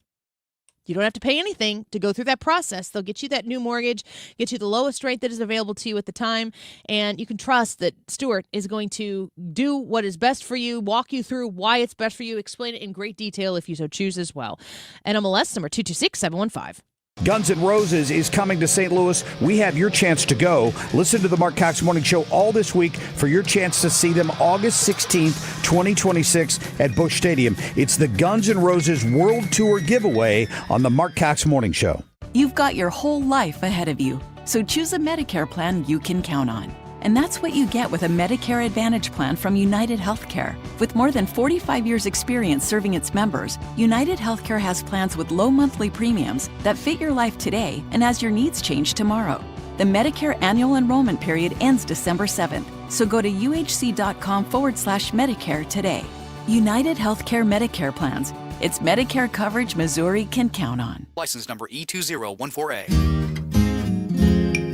Hey, it's good to see you. Dad, that's what Grandpa Rip always said. That's right. 50 years ago, Grandpa started Grasser, and whenever a customer called, he'd smile and say, "Hey, it's good to see you." Hey, it's good to see you. It was his way of treating people like neighbors, not numbers. That's why we still say it today. Green is always Grasser at GrasserHomeservices.com. Hey, it's good to see you. Give something that means something. Roll up your sleeve at the Odyssey Blood Drive in partnership with the American Red Cross from December 16th through 19th at multiple locations. Make an appointment in the Red Cross Blood Donor app or at redcrossblood.org and enter sponsor code Odyssey for a drive near you. Smart talk, strong values. This is the Annie Fry Show on 97.1 FM Talk. Wiggins. Oh, Wiggins. Not Wiggins America, Ethan's America.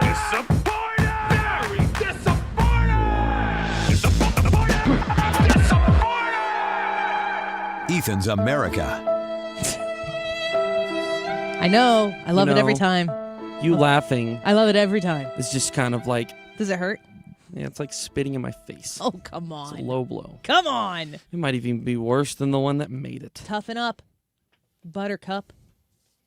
Whatever. That's what I tell my kids. We have an update on the kid situation where the grandparents ever contacted. You just you did a whole segment on this and then you never updated the people. I know. I need to go get Charlie. He's still sitting at school. And everyone else is left? No, he told me he's not the only one. Okay. We got a text. You know, they send out texts for school. We got a text at 12:51 that says, we're closing school at 1:10. Yep. What? Okay. I mean, they've got kids. They got teachers and stuff. How long would the walk be? Not very. I mean, 45 minutes on a regular day. Totally doable on a regular day. Tell him to walk. I'm gonna tell Charlie. Ethan said you're supposed to walk. Can tough him up a little My bit. mom did text me. She's like, "Did you try to call me?" I'm like, "Sure did." On air like 8 times. Love you, Mom. And then I got a text from my friend Katie, who lives in the area, and she said, "Hey, I'm a little behind on the show today. Does Charlie still need a ride?" I got that text in the last break. How sweet. That is very nice. Yeah. Well, we talked a little bit about Black Friday, a little bit about Thanksgiving as well. Cyber Monday today. Today is indeed Cyber Monday. We're going to get to that in just a second. But My whole plan was to shop during the show, not to coordinate rides for people. That was supposed to be my... Yeah. How much did you expect me to do today? You've been fine. Okay. All right. Maybe like a C+, B-. We're just looking at C's get degrees, buddy. You said that you hosted your Thanksgiving. Yes. Brad, did you guys host or did you go somewhere? No, we went to my parents' house. So I guess this question is more so. Oh, did you make any dishes or anything? For sure. Yeah, okay, so you made some dishes. So this is, you guys can both then share some thoughts on this. I'm sure. Did Thanksgiving, paying for all the food, all of that, did it feel any different this year? Any cheaper, more expensive? Any thoughts? It's very expensive to make that much food. My parents purchased the turkey ahead of time. That's nice, so we didn't have to do that. And my sister-in-law made some mac and cheese, but we did everything else. It was a few $100, $300. Oof. My goodness. So this is a controversial one, I feel like. You consider mac and cheese to be a part of the Thanksgiving dinner. I don't think it's traditional, but it's good. It kind of is starting to make its way in. Well, here's the thing. Kids like it. Do kids want to eat stuffing? No. Do they want to eat mac and cheese? Yes. So you make the mac and cheese. Major L on the stuffing take. Kids, eat your stuffing. It's really good. More for us. Well, good news. According to the American Farm Bureau Federation, it says that this year, costs for Thanksgiving food as a whole were actually in total 5% down from last year. This is mainly coming from things like turkey and dinner rolls being less expensive, but where the price did increase was with the fresh vegetables, the Thanksgiving dairy products. Overall, the report found that the cost of the meal is still higher than it was in 2020. And said that turkey, the cost of a 16-pound turkey is 16% less than it was last year. I was advertising Ruler Foods 49 cents a pound. And I think, that seems to me to be like, we should get a couple of those birds. Yeah, no kidding. Sweet potatoes, vegetable. Is there anything grosser than watching someone carve a turkey? No, it's the grossest thing on the planet. I don't know. I would argue there's a few grosser things out there. I've seen people field dress a deer. I was gonna say that's what came to my mind. It's the same thing. And then somebody says the word giblets. Annie, I promise you, it's not the same thing. It's the same thing. It is. I've seen both. It's the same. Not the same thing at all. It is. At least when I see the field dressing of a deer, I'm not immediately thinking about that's the food I'm about to eat. Okay. All right. You are seeing a lot of blood and guts, though. I got some numbers. Are we going to 56 here? Yes. Okay. I got some numbers on Cyber Monday that I can share at some point, some Black Friday, Cyber Monday numbers coming up, but we're about to go to a break, so I almost don't even want to get to that yet. So let me wrap with this, because I feel like this kind of puts a bow on the Thanksgiving talk. What was your favorite meal, or excuse me, favorite dish that you had this year at your Thanksgiving dinner? Sweet potatoes. Darn straight. Doug comments, cutting the gams off the turkey? God dang it, you people. Brad? It's turkey. It's really? the turkey. Yeah, I'm one of those weird I haven't ones had a bite of it. that Annie says I'm weird, but no. I think turkey is the best part of Thanksgiving. Listen, I am the weird one. The mashed potatoes is the glue to the Thanksgiving meal. I think it's gluten. It puts everything together. It can. It is the hodgepodge that makes Thanksgiving so perfect. Sweet potatoes. Sweet potatoes? Sweet potatoes. They're so good. Cut them in half, put them in the oven, glaze them with a little butter and brown sugar. Not a whole lot, but enough. Just to make it a treat. An homage to my grandma, who used to not use a little bit of butter and brown sugar. We can't recreate them because we have to watch it happen. It's not doable. We'll be right back. You're listening to Leaf Filter Radio, and the guru of gutter protection himself, Chris Cunahan, is here to take your most pressing leaf-related questions and bring you a special Black Friday offer. Hey, everybody, Chris here. I understand we have Ron on the line. Ron, where are you calling from? Uh-oh. Ron, are you calling from a ladder? Well, I was. I wanted to ask Chris what I need to do to get my gutters ready to have leaf filter installed. Oh, Ron, you don't have to do anything. A Leaf Filter Trusted Pro will come out and clean out your gutters, realign and seal your gutters, and install Leaf Filter, America's #1 gutter protection system. So I didn't need to get on this ladder? Ron, Leaf Filter Trusted Pros are in your neighborhood and ready to help. Just visit leaffilter.com/radio to schedule your free gutter inspection and get up to 30% off. Thank goodness. What was that site? That's leaffilter.com/radio. And now, as a special Black Friday offer, you can get a free gutter inspection, plus up to 35% off. This is our best offer of the season. Unlock it now at leaffilter.com/radio. See representative for warranty details. This is the story of the one. As the purchasing manager at a manufacturing plant, she knows the only thing more important than having the right safety gear is having it there when you need it. That's why she partners with Grainger for auto reordering, so her team members can count on her to have cut-resistant gloves on hand, and each shift can run safely and efficiently. Call 1-800-GRAINGER, click Grainger.com, or just stop by. Grainger, for the ones who get it done. An official message from Medicare. Medicare plans change from one year to the next. And this year, it's important for you to review your current coverage and compare all your options during Medicare open enrollment. Compare health plans, drug coverage, and costs. See if you can save some money, and don't forget to make sure your drugs are covered. Open enrollment ends December 7th. Visit Medicare.gov or call 1-800-MEDICARE. Paid for by the U.S. Department of Health and Human Services. All righty, we're getting ready to come into winter here, where we're going to be using our furnaces. A lot of you are getting prices now, or you're getting your furnaces checked and you're being told that you have an issue with your furnace and you need a new furnace.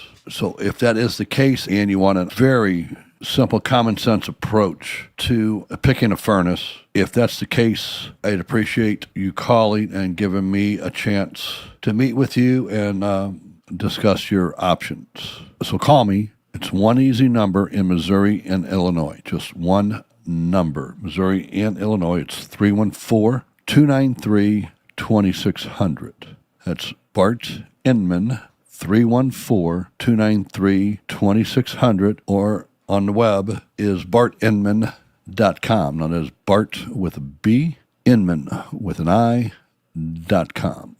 God bless. KFTK FM Florissant from the Kaufman Townsley St. Louis's Injury Lawyers Studio. Call 314-777-7777. That's 314-777-7777.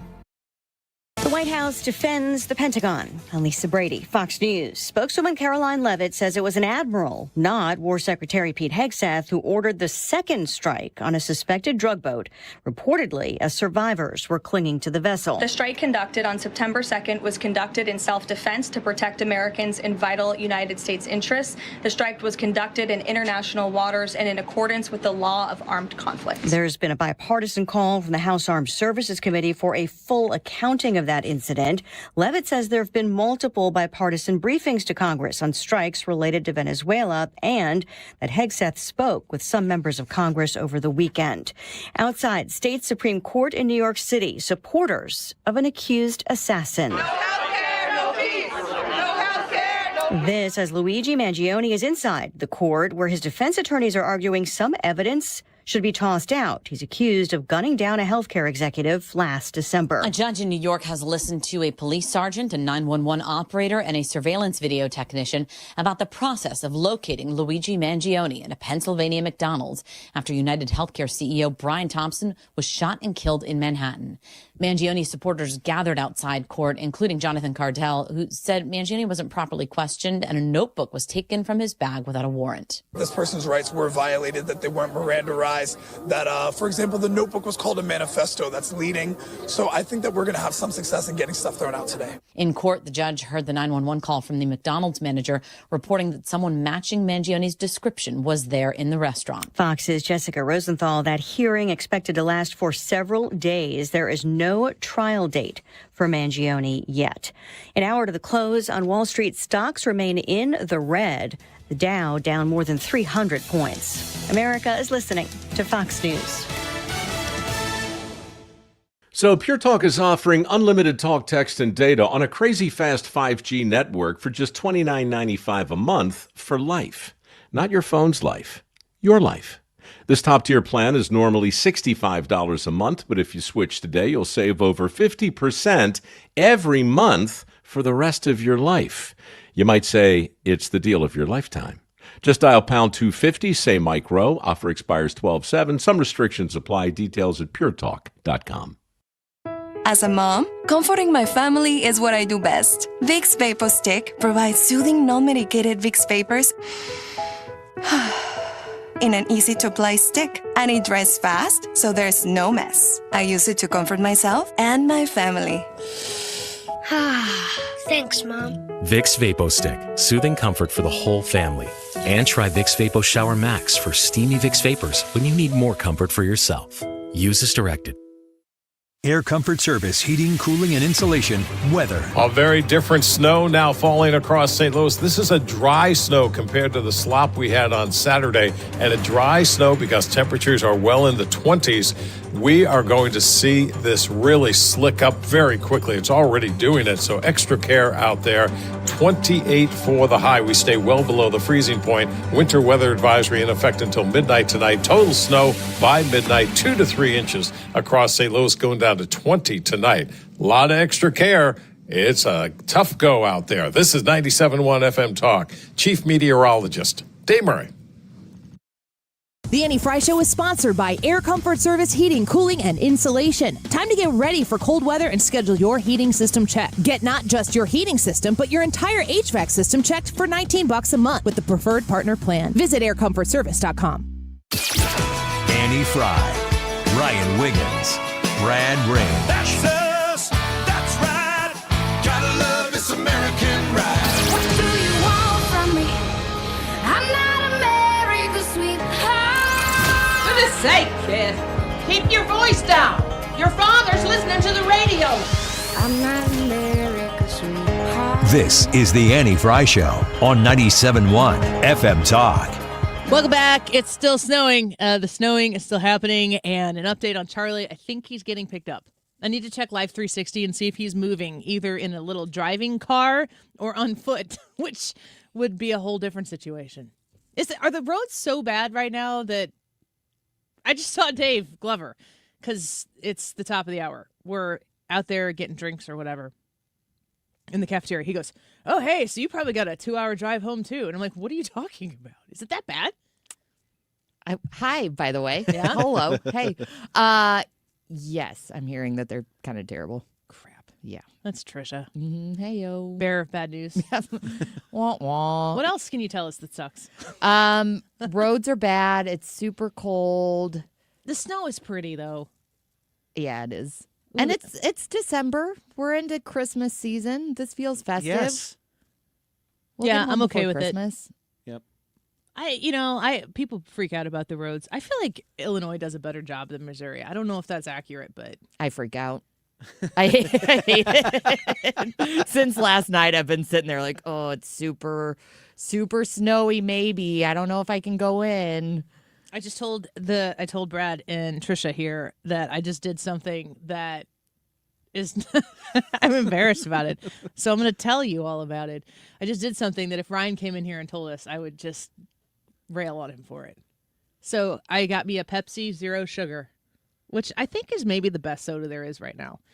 And I was in a hurry because I went out there to get a drink. Mm-hmm. And I took the wrong thing to pay for it. So I had no mechanism to pay for it. So you stole? No, I didn't. I set the soda kindly by the little checkout thing and came back to get my money, my tap to pay on my phone. Went back out there, was now in a hurry, and I had it's a bottle of soda, a 20-ounce bottle of Pepsi Zero Sugar, had it in my hand like this, so just was holding it by the lid. It fell out of my hand. And it bounced off the floor, upright, and then it bounced again. That sucker's hot right now. You didn't put it back? I put it back. Oh, yeah, you did. Here's what I did, though. I took 2 or 3 bottles of the Pepsi Zero Sugar out and stuck it in the back. So there are like 3 other people in the building right now. You mentioned Dave Glover. I imagine him out there cracking his Pepsi. Somebody make Dave go get that zero sugar Pepsi all over the KMOX studio. Sabotaged by 97.1 FM Talk, Eddie Fry. Can't trust those guys. I stuck it in the back. So I think it'll be okay. Probably. But it might not.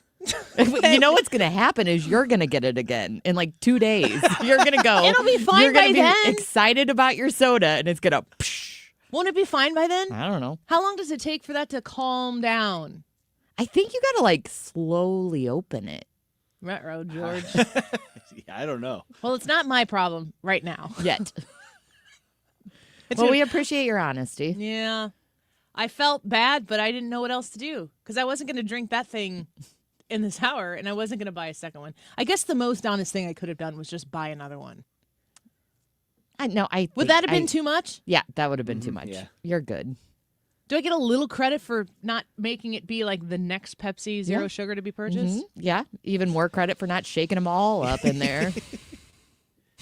Proud of you for paying. You know, that's Lot what of happens wins. when you set the bar really low. It's just like, you did pay for it though, right? Thanksgiving weekend, December is here. December. I am excited for Christmas to be here, but I continue to be shocked at how fast time is moving. How old's your little guy? Almost 17 months now. Does it feel like forever? No, I mean, it feels like it went so quickly. Do you remember life before having a kid? Flashes. I have flashes of that, and then that first year felt like an eternity, and now it is flying by. He's like a little person now. Yeah. Personality? So much. Do you know Bernie's personality? Yeah. Yeah. He's cheeky and sweet. Yeah. Yeah. So I said this a little bit earlier. Charlie will be 16 the day after Christmas. Oof. And were you around when I was pregnant with Jensen? Yes. Charlie's probably 2 when we met, 2 or 3. Yeah. Trisha and I met when I was at my alma mater, her current school at SIUA came back to speak to her classroom. Who was the professor? Donald? Yes. Dr. Donald. Nice man. Yeah. And I talked to her class, and I would always, at the end, be like, if you're interested in an internship at the radio station, I managed digital interns, which you can't even, do anymore. Like, that doesn't even exist.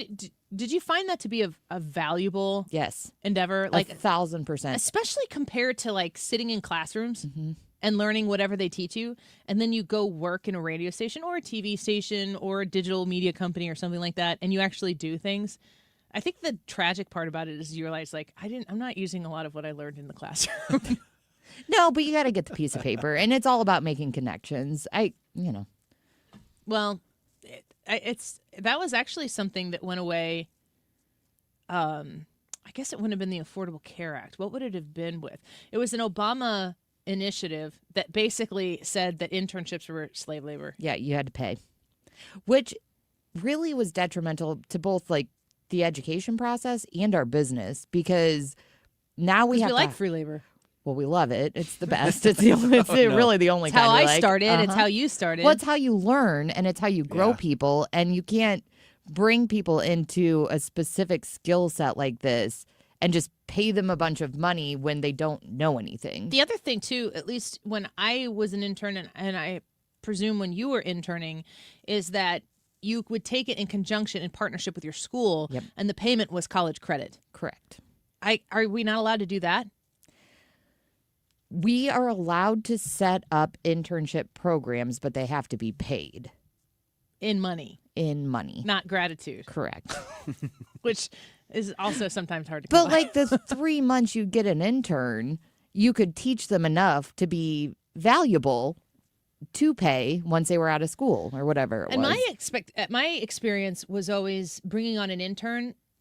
I would have to do twice the work for the first half of their internship to get out workable production from them in the second half. I think you said early on, you're like, it's a lot of work up front, but it's worth it in the end. Yeah, if you have a good intern. Well, when you and I met, you were like, there were people sleeping in class while I was talking. Trisha wasn't. My recollection is you were in like the second or third row, kind of the middle of the room, and you like were attentive the whole time. I could tell you were interested, and you came up and asked about information for an internship afterwards. You were my intern, and then you quickly became like producer extraordinaire for 97.1. You've been here ever since. But the amount of life that we've lived in that amount of time, like I think about you. You're, how old are you? 37. 37. So you're 4 or 5 years younger than me. That was a huge 4 or 5 years when you started. And now it's like we're just living the same life. But kids coming on, the holiday seasons especially, like I as a mom, especially an early on mom, I would find myself, everyone's like, it goes by in a blink. Hold on tight to these years because they'll be over before you know it, and blah, blah, blah. I heard that so much that I ended up holding on so tight that I was so stressed about missing things that I was so immersed in each and every moment that, especially early on, like it would be very emotional for me to watch time fly by and try to be as present as I possibly could, especially for those younger years. Now, I was 10 years plus younger than you are when I was doing this, so I feel like you're way more established as a mom than I was when I first started out. But when time starts moving like this, I think, what is it, 25 days till Christmas, because today's the 1st. We put up all our Christmas decorations over the weekend. I was actually thinking to myself, like, this is just for 30 days. This is a lot of work and time and investment. Worth it. It is. But I'm thinking, I'm going to be taking these down before I know it. Which is why I always say, like, celebrate Christmas as soon as you want to and as soon as you can. What kind of things do you have established now? Like, this will be his second Christmas? Do you have traditions that you're implementing with him at this point? No, we're still building them. Yeah, and our family's pretty small. We're comfortable doing pretty much status quo for Christmas Eve and Christmas Day. But yeah, it's fun. Do you have any, as a mom, other than don't take it for granted and time moves fast, is there any advice you could give me as a young mother with a little one to like enjoy it more fully or to make it more special? Christmas and motherhood in general. I think that I really experienced this myself. I don't know how much of this still really exists. I'd be interested in your perspective on it. But when I was a young mom, and I had Charlie when I was 25 years old.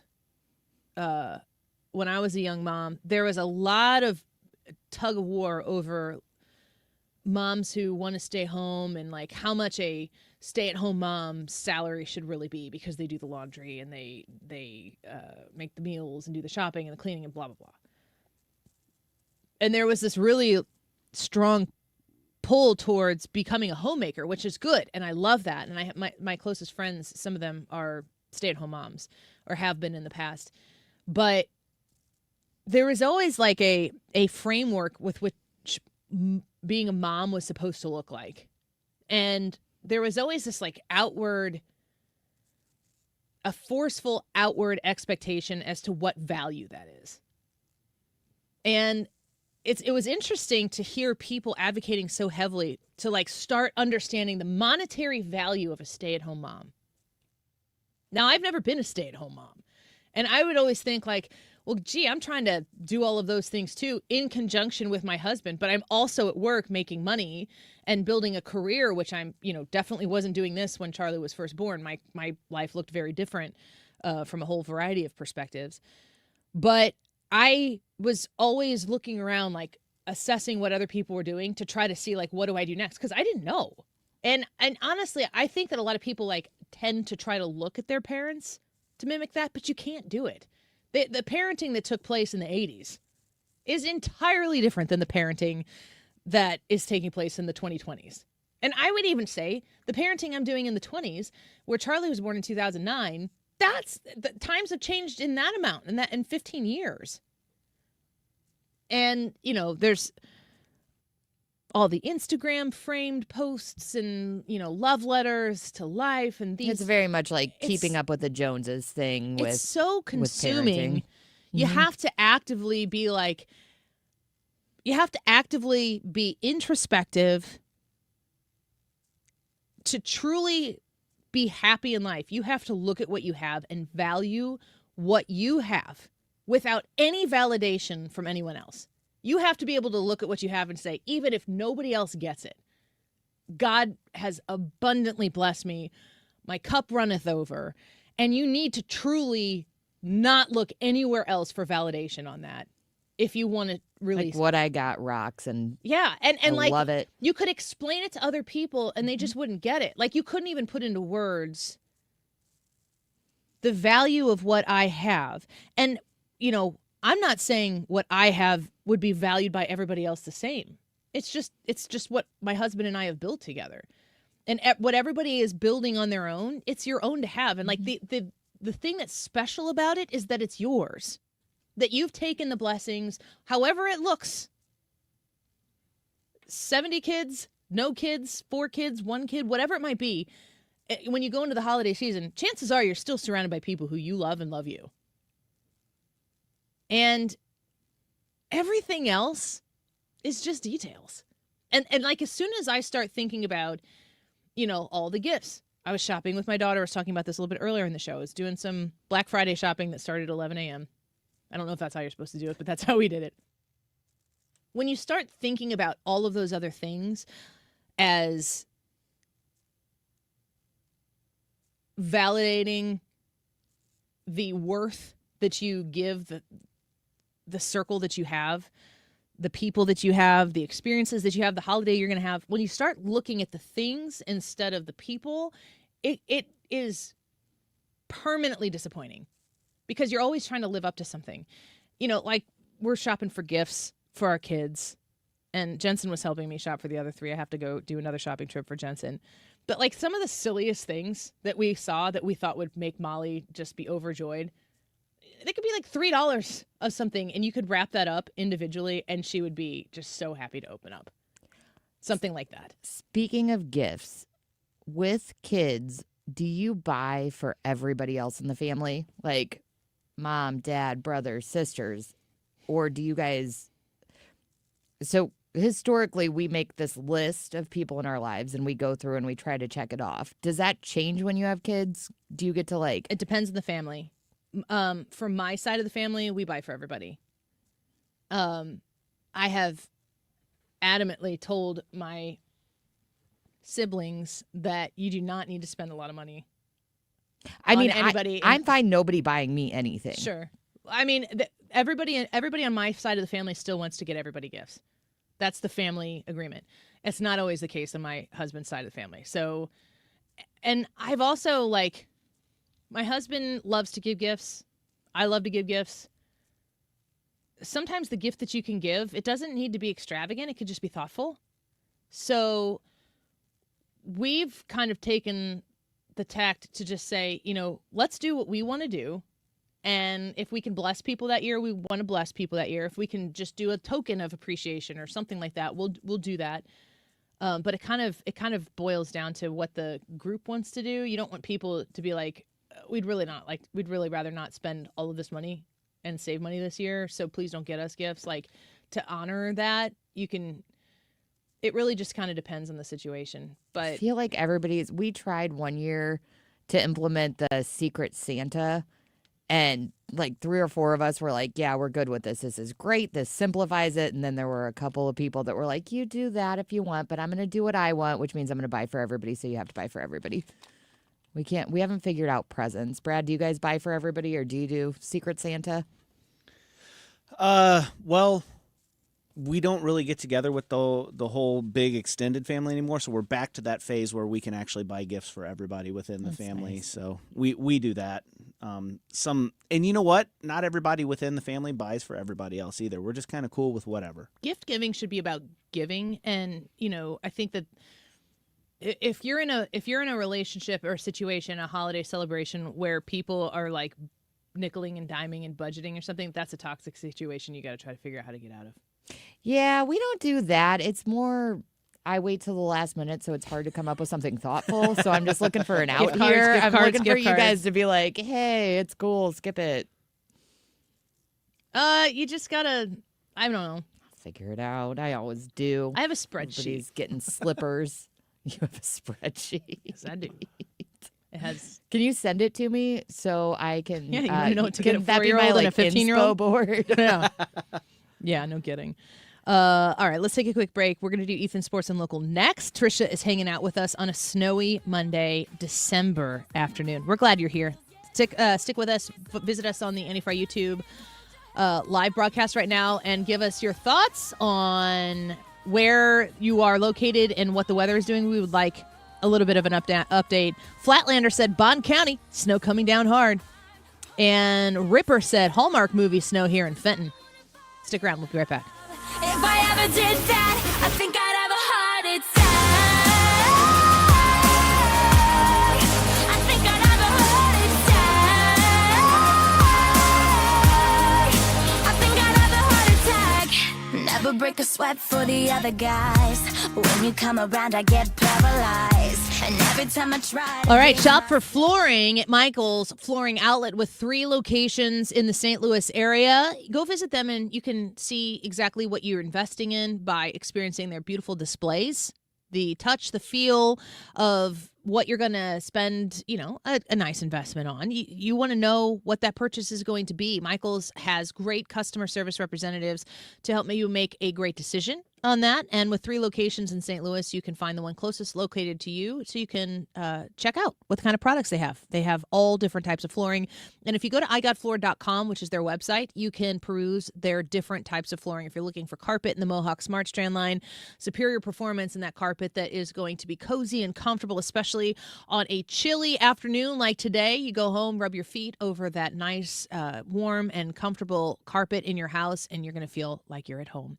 Michael's Flooring Outlet, 3 locations across St. Louis. Go visit them there. Check out their reviews. Request an estimate online at igotfloor.com. Why do the national tax resolution firms need the tiny fine print at the bottom of all their TV ads? Hi, this is Lance Drury with the Lance Drury Law Firm. You don't hear fast-talking disclaimers in our ads because the claims we make are 100% transparent. The Lance Drury Law Firm primarily focuses on one thing, IRS problems, and we're regulated by the Bar Association, and we have a AAA rating with the Better Business Bureau. IRS issues are serious legal issues. The Lance Drury Law Firm has helped thousands of clients navigate the best resolution plans, and we tell you up front exactly how much it'll cost. Tax resolution law is all we do. So before you send money to some out-of-town, high-pressure salesperson, give us a call at the Lance Drury Law Firm, located right here in St. Louis. Call today to schedule your free consultation with me, 314-260-6120, or visit LanceDruryLaw.com. The choice of a lawyer is an important decision and should not be based solely upon advertisements.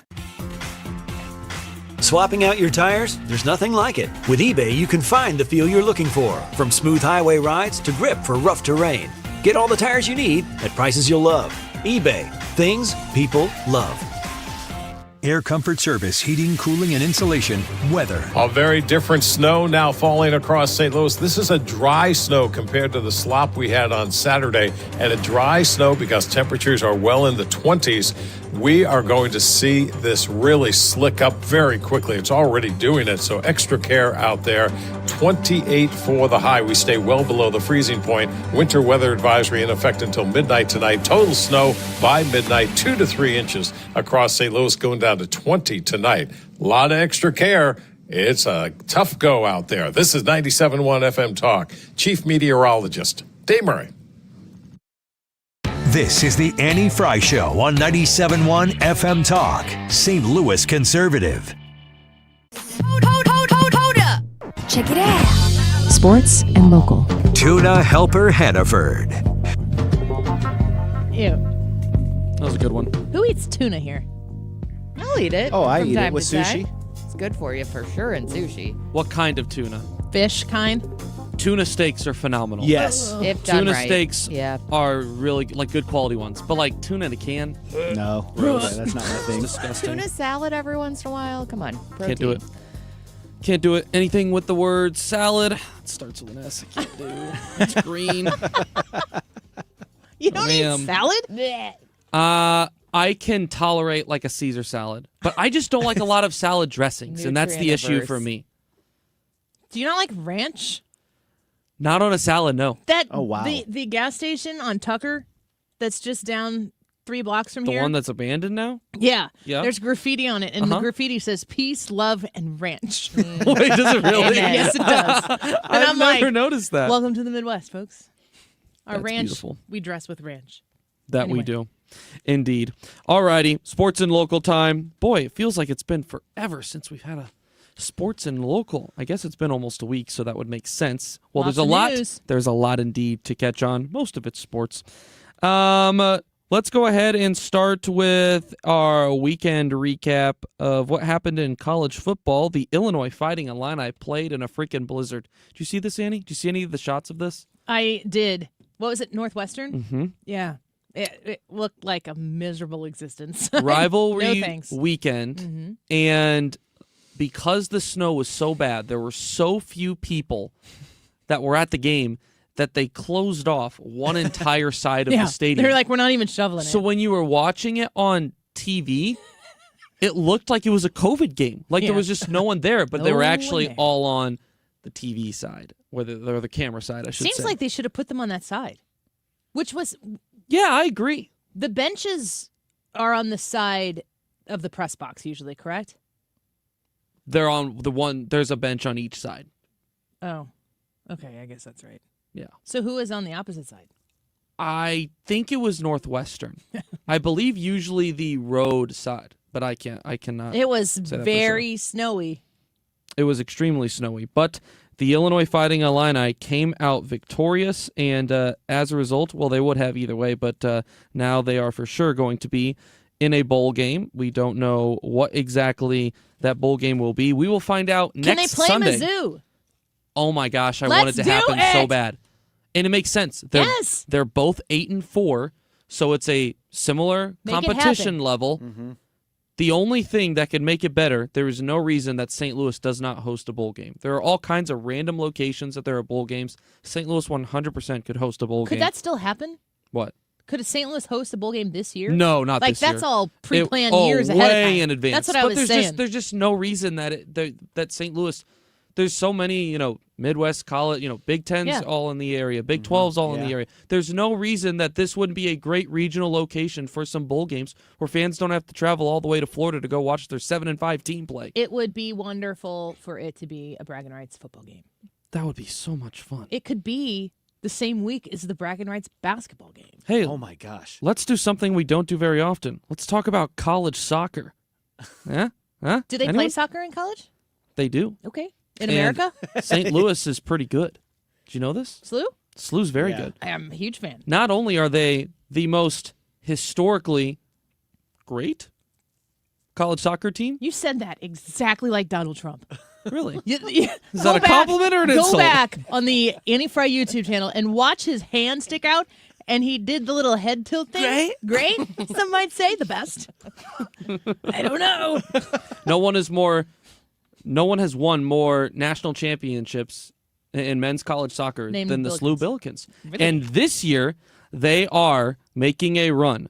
They won on Sunday night against Bryant in the Sweet 16 in a shootout, and now they will play Akron next Saturday in the Elite Eight. So watch out for those Billikens because they are on a run right now. Let's go.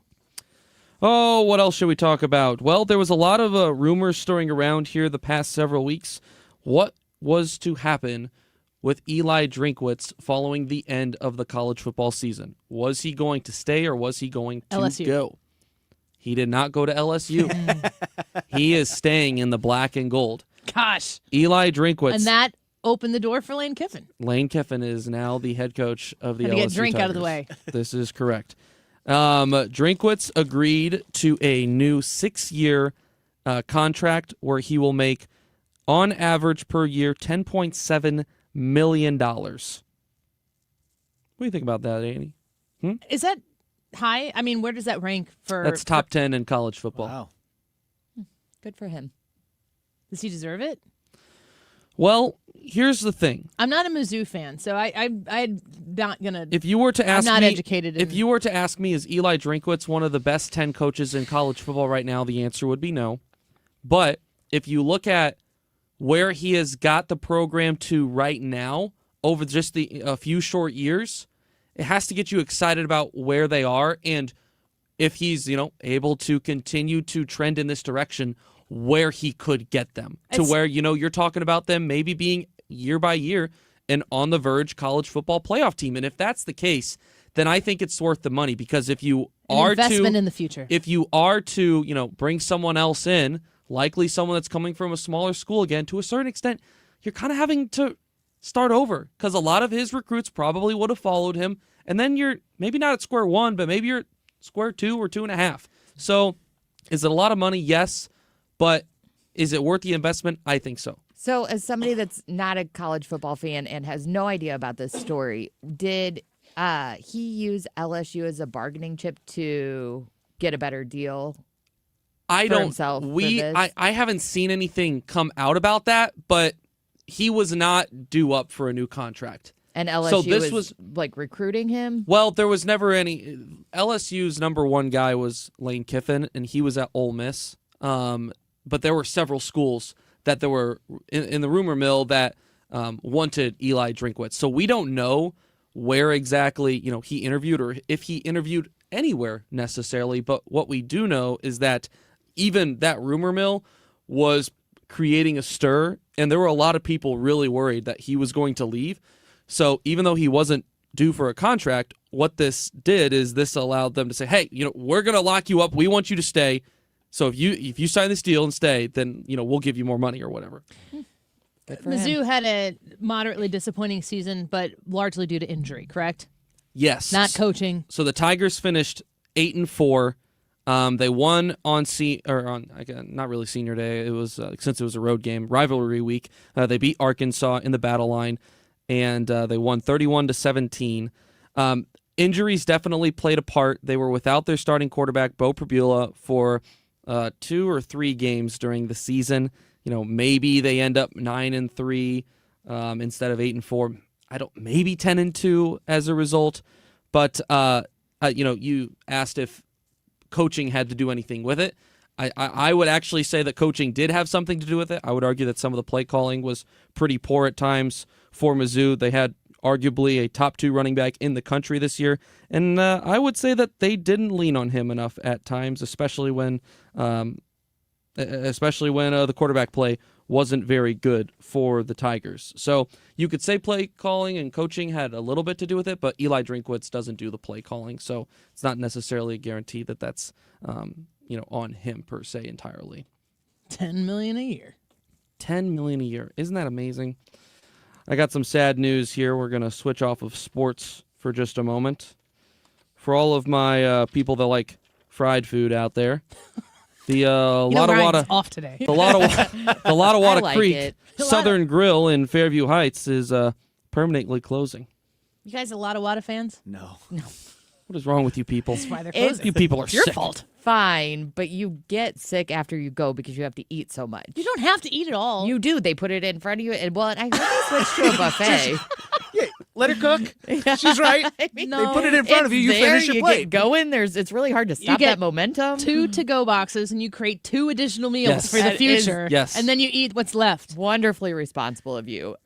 The rest of us, Brad and I, Yes. we eat it all, and then we feel terrible. So, Brad, truth or false? Truth or false? Truth or false, Brad? That sounds like a new Any Price Did you happen to have a heart attack following any trips to Lottawada Creek? No. Okay, just want to make sure. There's a burger called You know Heart he's Attack had Burger. real I'm heart sure you attacks. all know about it. He's had real heart But the attacks, thing right? about That's why it I was is, asking. I had friends. I had to know if there was any correlation. Truth or false? I had friends Here's that this really personal question. were insistent on going to Lottawada Creek after I had heart attacks. I'm like, no. I really said truth or false, didn't I? Truth You did. or false, Ethan? So on the logger. I'm so glad that Ryan's logger not here work? today. Well, he can go back and listen. We'll tell him. Yeah, he's definitely going to do that. That's not very nice. No, he won't. He doesn't listen when he's here. I'll wrap up real quickly here You can with take it to 3. I don't care. the Blues have won 2 straight. Woo! 2 straight, people. 1 more. Anyone know what that would be? 500? A winning streak. It would be a winning Oh, you streak. need Thank 3? you very much, Brad. Yes, it would be. Oh, they are. You think they're I mean, 500? that's the definition according to Major League. Yep. When you have Is 500 in hockey still... Not good. Listen to me finish my sentence. Or wins and losses the same? Because there's all these... This is a third column. I freaking hate the third column in hockey. I hate it when they lose. You know what? It's an overtime You know loss. what the Blues... You know what the Blues tweet out when they lose in overtime? What? Something, I don't know how the words are in hockey, but it's like Blues score a point, and then that's it. And I'm like, so they lost. Correct. I don't. When you win in hockey, I don't get it's that. 2 points. That's dumb. When you lose in regulation, 0 points. When you lose in overtime, Why don't we 1 do that point. for baseball? What if you lose in extras? Why? Because it's not based on a point system. Yeah. But what if it were? Why isn't it? Why does it need to be? Why does it need to be in hockey? I don't have an answer for you. Well, then we agree. Truth or false? Play the music. Is there a good reason for it that I just am too stupid to understand? I really don't have. I don't have a good reason. That's something for you. that they implemented in my lifetime. I think I was probably Yeah, in high the ties school. at one point did exist. Feels a little like a participation trophy to me. I don't know. I genuinely have zero answer for you. Answer the question. He doesn't have one. Okay, here's the truth. Although, if you were going to offend any type of athlete, offending hockey players is the stupidest way to do it. So I think it's actually a great idea. Thank We're going you. to go to a break. Please. The YouTube poll, do you support President Trump's immigration plan? Go vote. We'll be right back. Doesn't mean that I'm serious. 'Cause to lose all my senses, that is just so typically me. Oh, baby, I did it again. I played with your heart. Home Shield, FoundationRepairs.com. Basement waterproofing is a phone call away at 314-227-9636. Matt Hayes, the owner of this family-owned local business. Matt Hayes wants to come look at the basement that you're dealing with right now. If it's your place, your property, mom and dad's property, whatever it might be, go see to HomeshieldFoundationRepairs.com, and you'll quickly understand why they are such a go-to for these foundational services here in St. Louis. Decades of experience. And when they come check out your basement and you talk to Matt Hayes, you're quickly going to understand why people trust him. He's a trustworthy guy. He's kind. He is incredibly knowledgeable, and he's an expert at making sure that your Home Shield waterproofing system is going to be one that you can rely on. So much so that he's going to put a lifetime warranty on his services as well. 314-227-9636. 314-227-9636. Basement waterproofing services at that phone number, online at HomeshieldFoundationRepairs.com. What's up, world? It's Von Miller, Super Bowl MVP, chicken farmer, and now host of Free Range. This is a show where I go off the field and off the script. We're talking what's hot in music, film, trending news, and everything blowing up your feed. If you love football, you'll feel at home. But if you're here for the vibes, the internet deep dives, the conversation, this is your podcast. Join me every Wednesday. Follow and listen to Free Range with me, Von Miller, everywhere you get your podcast. You've got your whole life ahead of you, so choose a Medicare plan you can count on. And that's what you get with a Medicare Advantage plan from United Healthcare. With more than 45 years' experience serving its members, United Healthcare has plans with low monthly premiums that fit your life today and as your needs change tomorrow. The Medicare annual enrollment period ends December 7th, so go to uhc.com/Medicare today. United Healthcare Medicare plans. It's Medicare coverage Missouri can count on. This is Justin Brown with Krentz Financial Group. For over 6 decades, we've helped St. Louis families and businesses plan with purpose and live with confidence. As retirement approaches, one question matters most. How will you replace your paycheck? With decades of experience, we've helped retirees turn uncertainty into clarity through personalized income planning and steady guidance. Our proactive strategies are designed so you can enjoy the retirement you worked your lifetime for, with clarity, confidence, and peace of mind. Your goals, our mission. Start today at kfgadvisors.com. Securities offered through Raymond James Financial Servicing. Member FINRA/SIPC. Prince Financial Group is not a broker-dealer. Today's YouTube live chat poll. Do you support President Trump's immigration plan? Yes? Yes, but he's taking it too far. Or no? Jump on Annie's YouTube page, vote in the poll, leave us a comment telling us why you voted the way you voted, and we might read that comment on air. The time is 2:41. This time check is brought to you by Jerry Kelly Heating, Air Conditioning, Electrical, and Plumbing. It's time for a $98 furnace tune-up. Wicked.com. From the gateway city to the front lines of freedom. 97.1 FM Talk. St. Louis Conservative.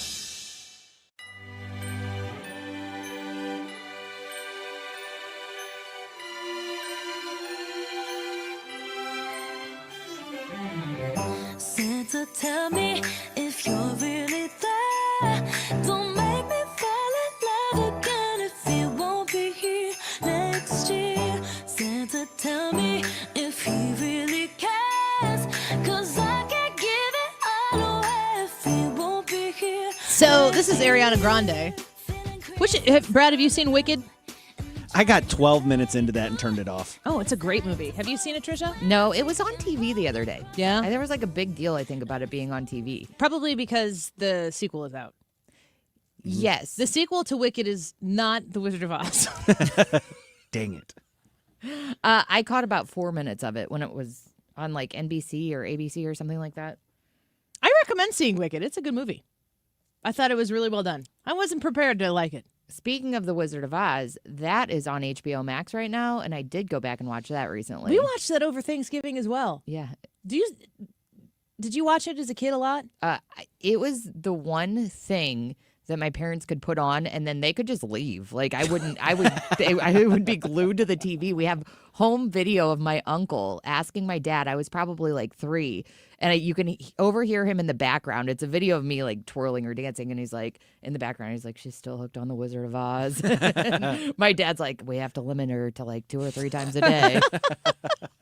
I used to watch it all the time. What's the sequel called? Something. Oh, Return to Oz. No. No idea. Oh, you're talking about The Return to Oz. No. The sequel to Wicked? Yeah.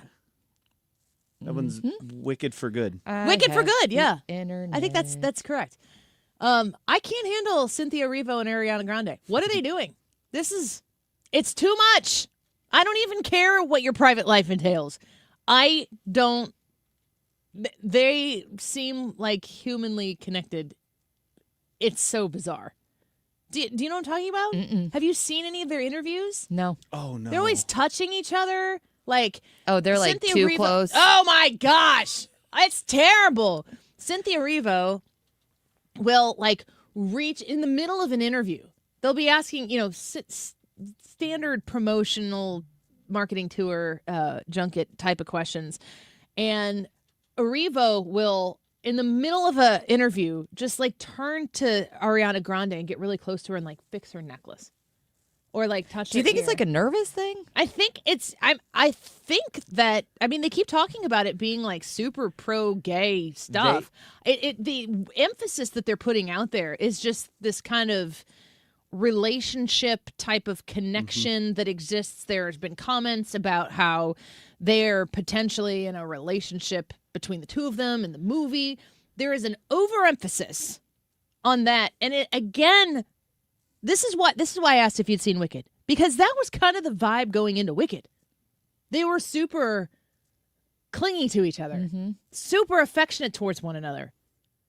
And it was uncomfortable to watch, but you also couldn't look away. And then it went into this like, Oz is very pro-gay. Oz is all about LGBTQ. Is there blah, a blah, love blah. story in Wicked Not between with, the two of them? I mean, they have like a friendship, an right? unlikely friendship. This is before Cynthia Erivo becomes the Wicked Witch. Right. And, Ariana Grande in Wicked is like perfect. Everything is perfect. And everything she does is perfect. And the Wicked Witch, what's her name? It's like Imelda. Elfie or something? Elphaba. You know a lot about this I do. movie for not having seen it or knowing what we're talking I know about. a lot of theater I kids. think you just are really, really into the promotional material. Can't get away. Kind of like a weird kink. I can't quit it. Yeah. So they're super affectionate towards each other. And there was this kind of overlying thing going into Wicked that this was like a super pro LGBTQ safe space, if you will. Okay. And now the second one, they're doing it again, but they're like trying to integrate it into the story. Here's the thing, though. When I saw Wicked, I was like, this is just a good movie. I didn't like the stuff that they were trying to like glaze over the whole thing, this like LGBTQ shimmer on the whole thing. Like, if you wanted to see that, in all the intricate bobs and weaves of the movie. You could maybe see that if you wanted to, but you certainly didn't have to. This is a perfect example of like woke culture taking good things and force feeding you through the marketing and the chatter about something to like understand that this is about something that you don't really need it to be about to watch the movie and enjoy it. I'm still caught up on them touching each other in interviews. Lots of petting. But why? I can see myself getting really nervous in front of a camera and being like, just like petting somebody. You know how I am. It would be you and you'd slap me. I'd be like, Annie and I are best friends. We work so well. And you'd be like strangling me. I need her to be 2 arm lengths away from me during this interview, please. You got to go watch it. That's a weird way to promote a movie. They're not normal. Like the way they present themselves. Now, understand, like if you're of the theater and you're going to be eccentric, okay, fine. I don't care. I don't care about your personal life. I don't care. Like just perform amazingly. And then I would enjoy the performance if you're telling a great story. But these two goofballs go out there and they're just like, I don't know. There's a lot of parodies out there about it as well. SNL parodied it in the first. I'll go down the rabbit hole. It just wasn't on my radar. And I'm just like, I would rather them come out in their next interview and just be like, we're lesbians. What do you want to know about the movie? Like, you don't imply. We don't need to infer. Just tell me. And then we'll move on, and then I will decide if it's a good movie that I'd like to go see. I don't know that they are lesbians. I don't think they lesbians? are. I'm trying to make it make sense. It doesn't make any sense. Ever since Ariana Grande licked that donut, she's been dead to me. It is not my thing. She's too Donut much for licker. me. She licked that donut and put it back, and I was done. Didn't she apologize for that? I think so. Because she got caught? Yeah, because there's video of her licking donuts. Like, stop it. Stop petting people and stop licking donuts. Are you saying that there were signs? Yeah. Yes. As a matter of fact, I am. She's incredibly talented, too. Yeah. Like, when I watched Wicked, I was watching it. I'm like, these are two really talented people. Mm-hmm. And this is a good story. I like it. And Must Go Faster guy is in there. What's his name? Jeff Goldblum. Yes. Oh, I do love him. Must go faster. He says it in Jurassic Park and in Independence Day.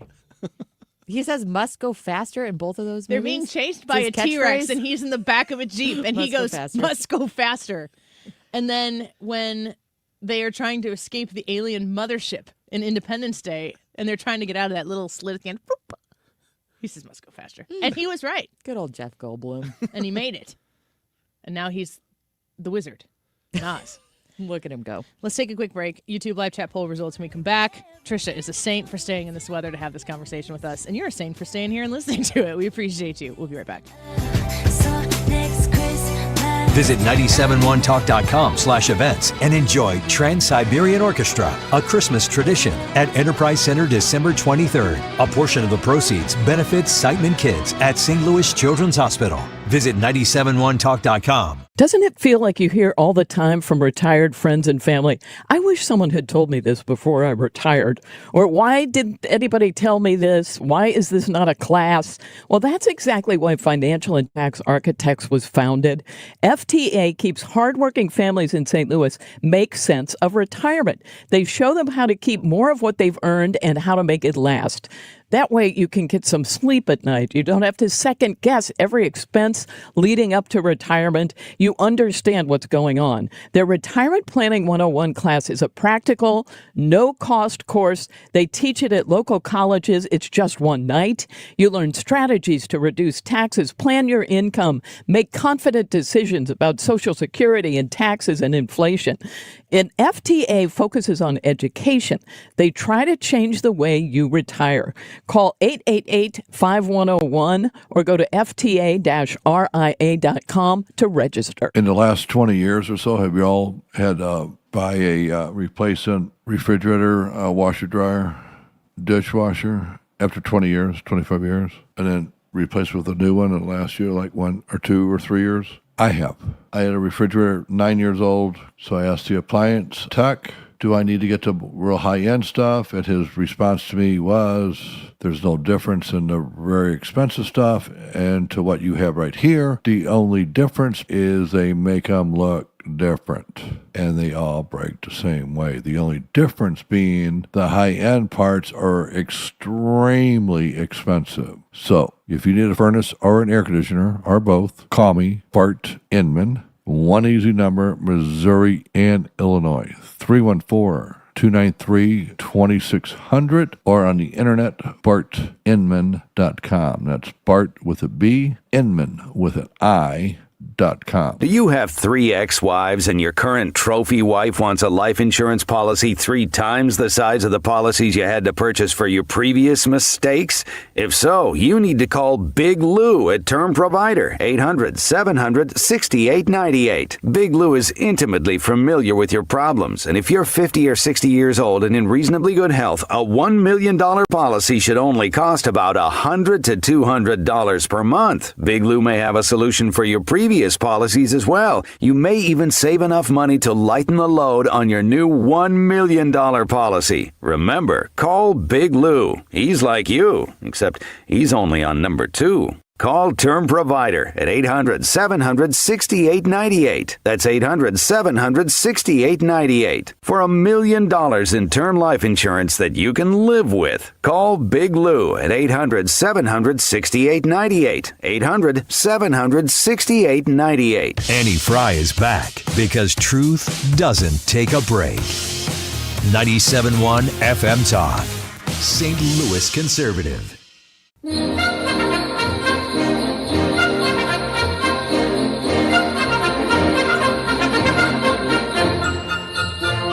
Welcome back to the Annie Fry Show. This is a great Christmas song. This is a whole mood. You ever been in a horse-drawn carriage? Certainly. You know what I've been in? I've been in that one that looks like a Cinderella type It's an upgrade. onion that goes through St. Louis at Christmas time, like downtown St. Louis. What was it pulled by? I'm assuming a horse. I don't know. This Were has you been a long unsure? time. This has probably been 12 or 13 It years. was a donkey. It might have been a donkey. Have you ever been in a horse-drawn carriage, Ethan? I have. How was it? I went in Stinky? Tillis Park. Yeah. Yeah, it was pretty cool. Went with my family, and I believe my wife and I were engaged at the time. So, she lives in Minnesota, so we don't get to have a lot of like Christmas moments together. So that was one of our first kind of more Christmas moments together. So it was cool. Yeah. What about you, Brad? Oh, yeah, definitely. Did one, like kind of the romantic one with my wife, did that downtown here. I don't remember exactly where at. It was around Busch Stadium somewhere. Nice. And then, of course, growing up on my grandpa's farm, he had a little wagon that he would hitch his pony to and let me drive it. So that one was even more romantic. Often went in a John Deere drawn carriage around on the family farm to look at the corn. You guys ever get in one of those bicycle taxis where you got to sit in the back and like one dude is trying to pull you up? And he's like, yes, and there's two of you, and this guy's like, "It's fine, get in. It's fine, it'll be fine. I got it." You're going uphill. All right, let's get to the YouTube live chat poll results for today. Ethan, you got them? I do indeed. 218 votes on today's YouTube live chat poll. Do you support President Trump's immigration plan? Yes, but he's taking it too far, or no. 2% said no, 9% said he's taking it too far, and an overwhelming 89% say yes, they support the immigration plan. I was kind of wondering if today we would potentially see people hedging a little bit, because it does seem to be ramping up, but the stakes are really high. We've got one National Guardsman passed away after she was essentially assassinated in the streets of Washington, D.C., the other one hanging on for his life. And I think people are paying attention to the breadth of which the prior administration let people in, but the problem has been even longer than just the Biden administration. But that is a resounding level of support for President Trump and his immigration plan. We appreciate you being with us. We are going to make our way home. Hopefully we get home safely and in a good amount of time. But Mark Reardon will take you into the evening here on 97.1 FM Talk next. Time now for today's Spotlight on Money, sponsored by Consumer Cellular. Why not give the child in your life the gift of investing this holiday season? Financial advisor Ed Jertson says you can set up a low-cost brokerage account with a few simple investments and then watch the money grow with consistent contributions. So they can see the eighth wonder of the world, the miracle of compounding over the months and years to come. Unlike toys or clothes, he says, the investment account will build value for years. I'm Rob Hart. I'm Ed Evans, CEO of Consumer Cellular. No, we're not one of the big guys. Truth is, we don't want to be. If you're over 50, Big Wireless probably has you paying for more data than you might need. You could be throwing away thousands over a lifetime. Our entry-level data plans start at just $20 a month. And for a limited time, switch and get your second month free. Call 1-888-FREEDOM, visit consumercellular.com or a store near